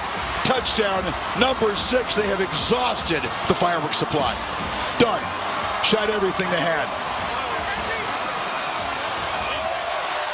Well, Shane Beamer, I don't know if I've ever seen him that animated. After that touchdown, he looked over to the Tennessee sideline. I mean, fired up. It was an embarrassment last year in Knoxville. They got in a 28-zip hole and got hammered. And they have scored a 9th touchdown tonight, 6 of them through the air. Remember what he told Holly at halftime? We came here to be aggressive and fight, and we're going to fight to the end. Guess he wasn't lying. 21 in the 4th quarter, yeah.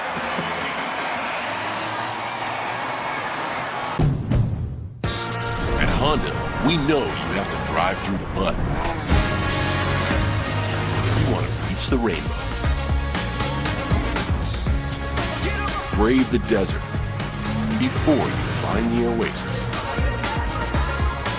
Conquer the mountain to see how far your dreams can take you. The all-new CR-V and CR-V Hybrid, part of the Honda line of rugged vehicles. The Taco Bell Live My Student section is back. More free tickets, more free tacos. Now you get to decide which school wins. Vote for the Live My Student section on the Taco Bell app. Choose right and you get a free crunchy taco. Let's go!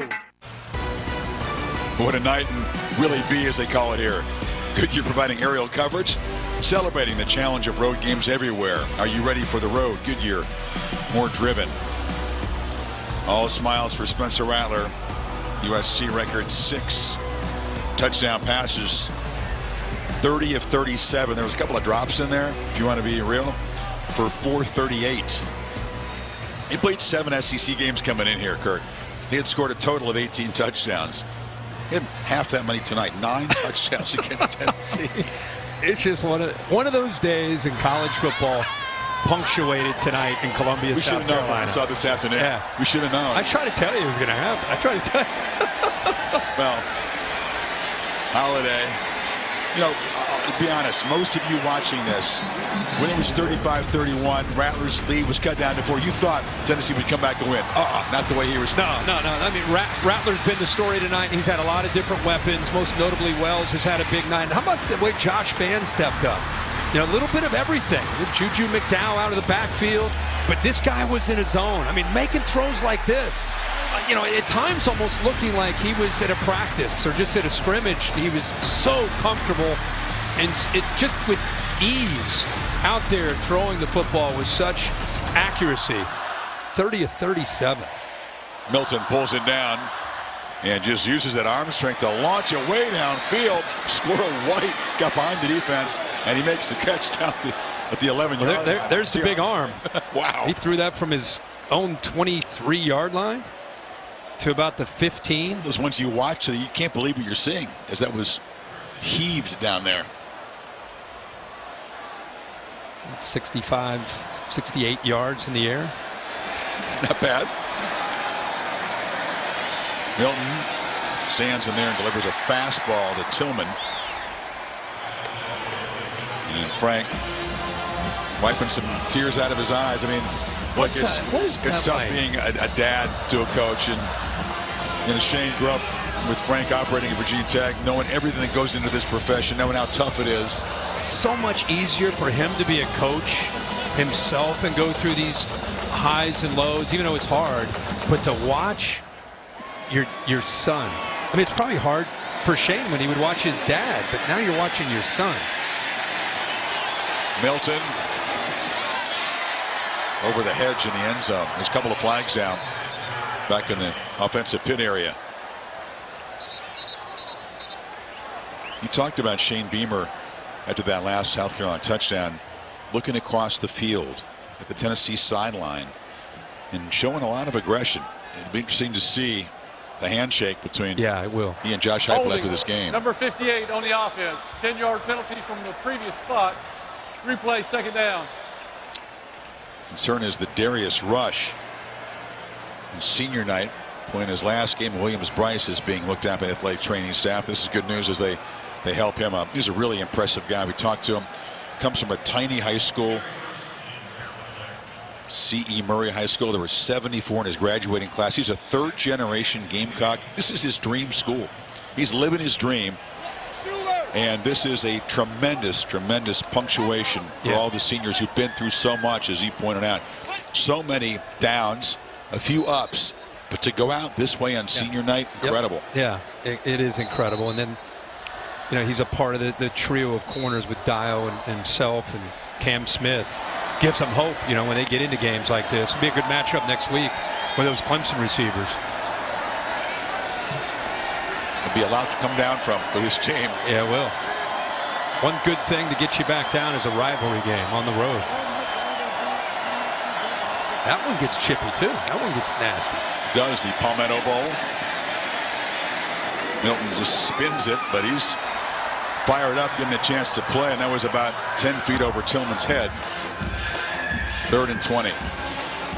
Well, we hope that Hendon Hooker's okay. I mean, he went off very slowly. They were checking at his knee. They got Vanderbilt. Then there would be a wait until a postseason game. You presume a bowl game at this point. And we hope we have not seen the last of Hendon Hooker in a Tennessee uniform. We certainly hope that injury. Yeah. There's nothing that will prevent him from playing in the postseason. Wow, it's Tillman going up. A free play and a touchdown. Yeah, went up over Dial. There was a flag, and he made a tremendous play over the corner there. Offside on the defense for 90. That penalty is declined. Result of the play, touchdown. So Milton, chance to finally get in the game, make some plays. And Dial, I don't see Dial ever found that ball. You see the frustration there, and the leader of the defense, Cedric Tillman. Wasn't expected to play tonight, and actually played a big role. 9 catches for 81 yards and a couple of touchdowns. That will not do much to dampen the party here in Columbia. Students are ready to charge over that hedge in the left end zone. And the overrated chant going up.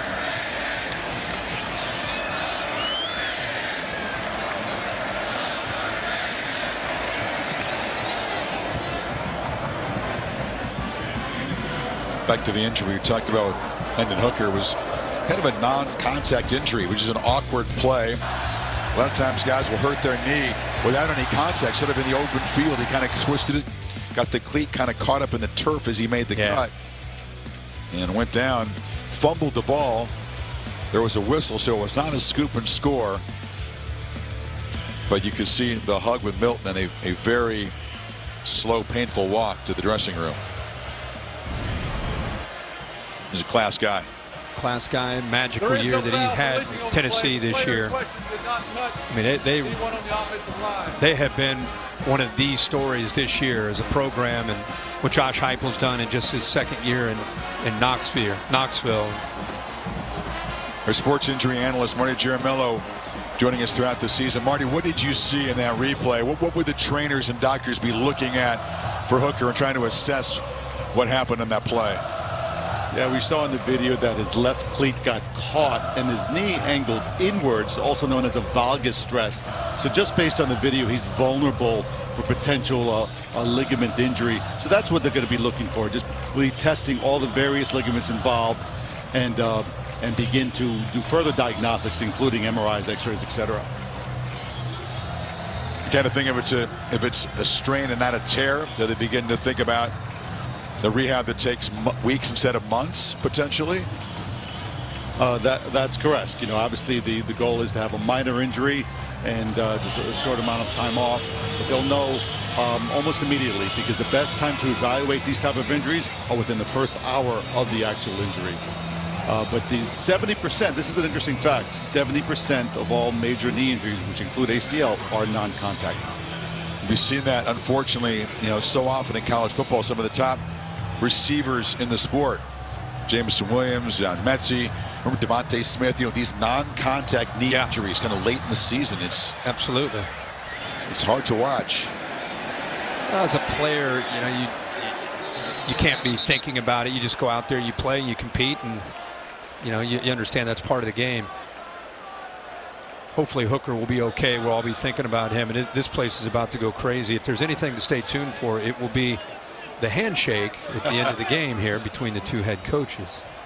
And then the field rush. I know I'm tuned in for that. I'm up here waiting, looking forward to that. And meanwhile, Spencer Rattler, you feel good for him. I mean, It was a tough situation in Oklahoma. It's kind of ironic that he and Caleb Williams kind of split. Each went to a different USC. Both are playing right now. Yeah. But Caleb Williams has gotten all the attention, all the heat. Rattler's been a disappointment. Till tonight. Even to himself, I think, until tonight. And he has, as Shane Beamer said, a chance to have a win like this.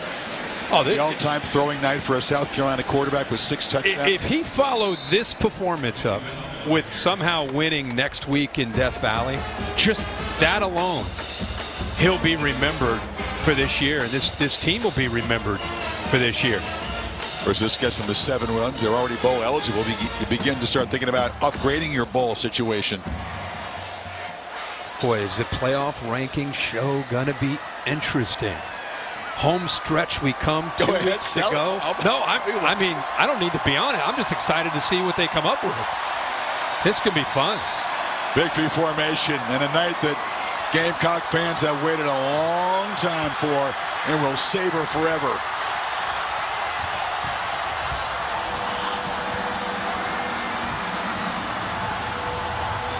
Haven't seen a handshake yet. It's going to be hard to execute that now. Party is on in Columbia.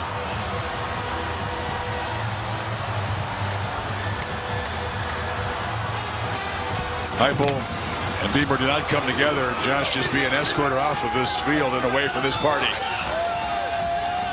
Spencer Rattler says, I'm keeping that football. I'm keeping that for life. He should. What a night. It's a night you dream about.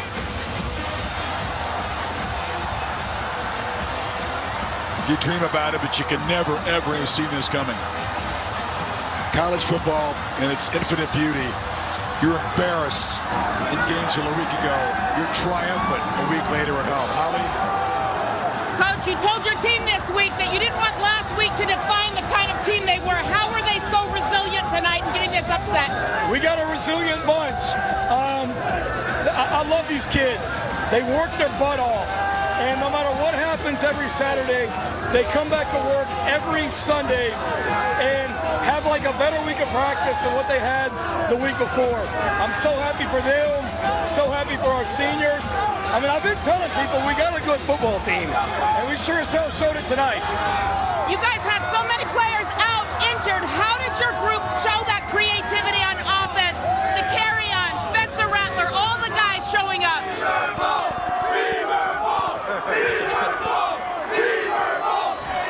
We got a tough bunch, and I love coaching them. We told them before the game, like, this game is about competition, and there's gonna be a bunch of one-on-one battles all over the field, and we got to win our share, and they did. Spencer Rattler, unbelievable. So happy for him. And I told Kirk and Chris yesterday, the last time I was in this stadium with them was when we beat Alabama when they were #1 in the country back in 2010. So y'all got to keep coming back. But this is what this place can be. And we're just getting started here at Carolina. Thank you so much, Coach. Thank you. Go Gamecocks. Let's go, Coach. Well-earned party. Our president's got nothing to do with it. Look at that. Look at that. You know, Shane said, Kurt, even in tough times, you got to always find some joy. You can't walk around expecting bad things to happen, which he feels they do a lot here. There's no curse on this program. He came out and said that this week. He believed this was possible, and more importantly, his players did too. We were talking earlier about it's a big night for South Carolina, but it's a landmark win for this program, and see what they're able to turn this into. They've got Clemson coming up next week. Just really happy for Marcus Satterfield and Spencer Rattler. I mean, everything that they've endured, the criticism that they've heard on the outside, and to be able to put a plan together like this against Tennessee, who is 5th in the country, and then go out and execute it flawlessly for 63 points. Again, that's what makes this sport what it is. Look at that scene. Wow. What a night in Columbia. Down go the Volunteers. 63-38. Unforgettable Gamecock victory. Bill Bonnell produced the game. Derek Mobley directed it. For Holly, Bill, and Marty, the Bear, Chris Felica, Kirk Herbstreit, Chris Fowler saying so long from Columbia. The Gamecocks have a win for the rocking chair.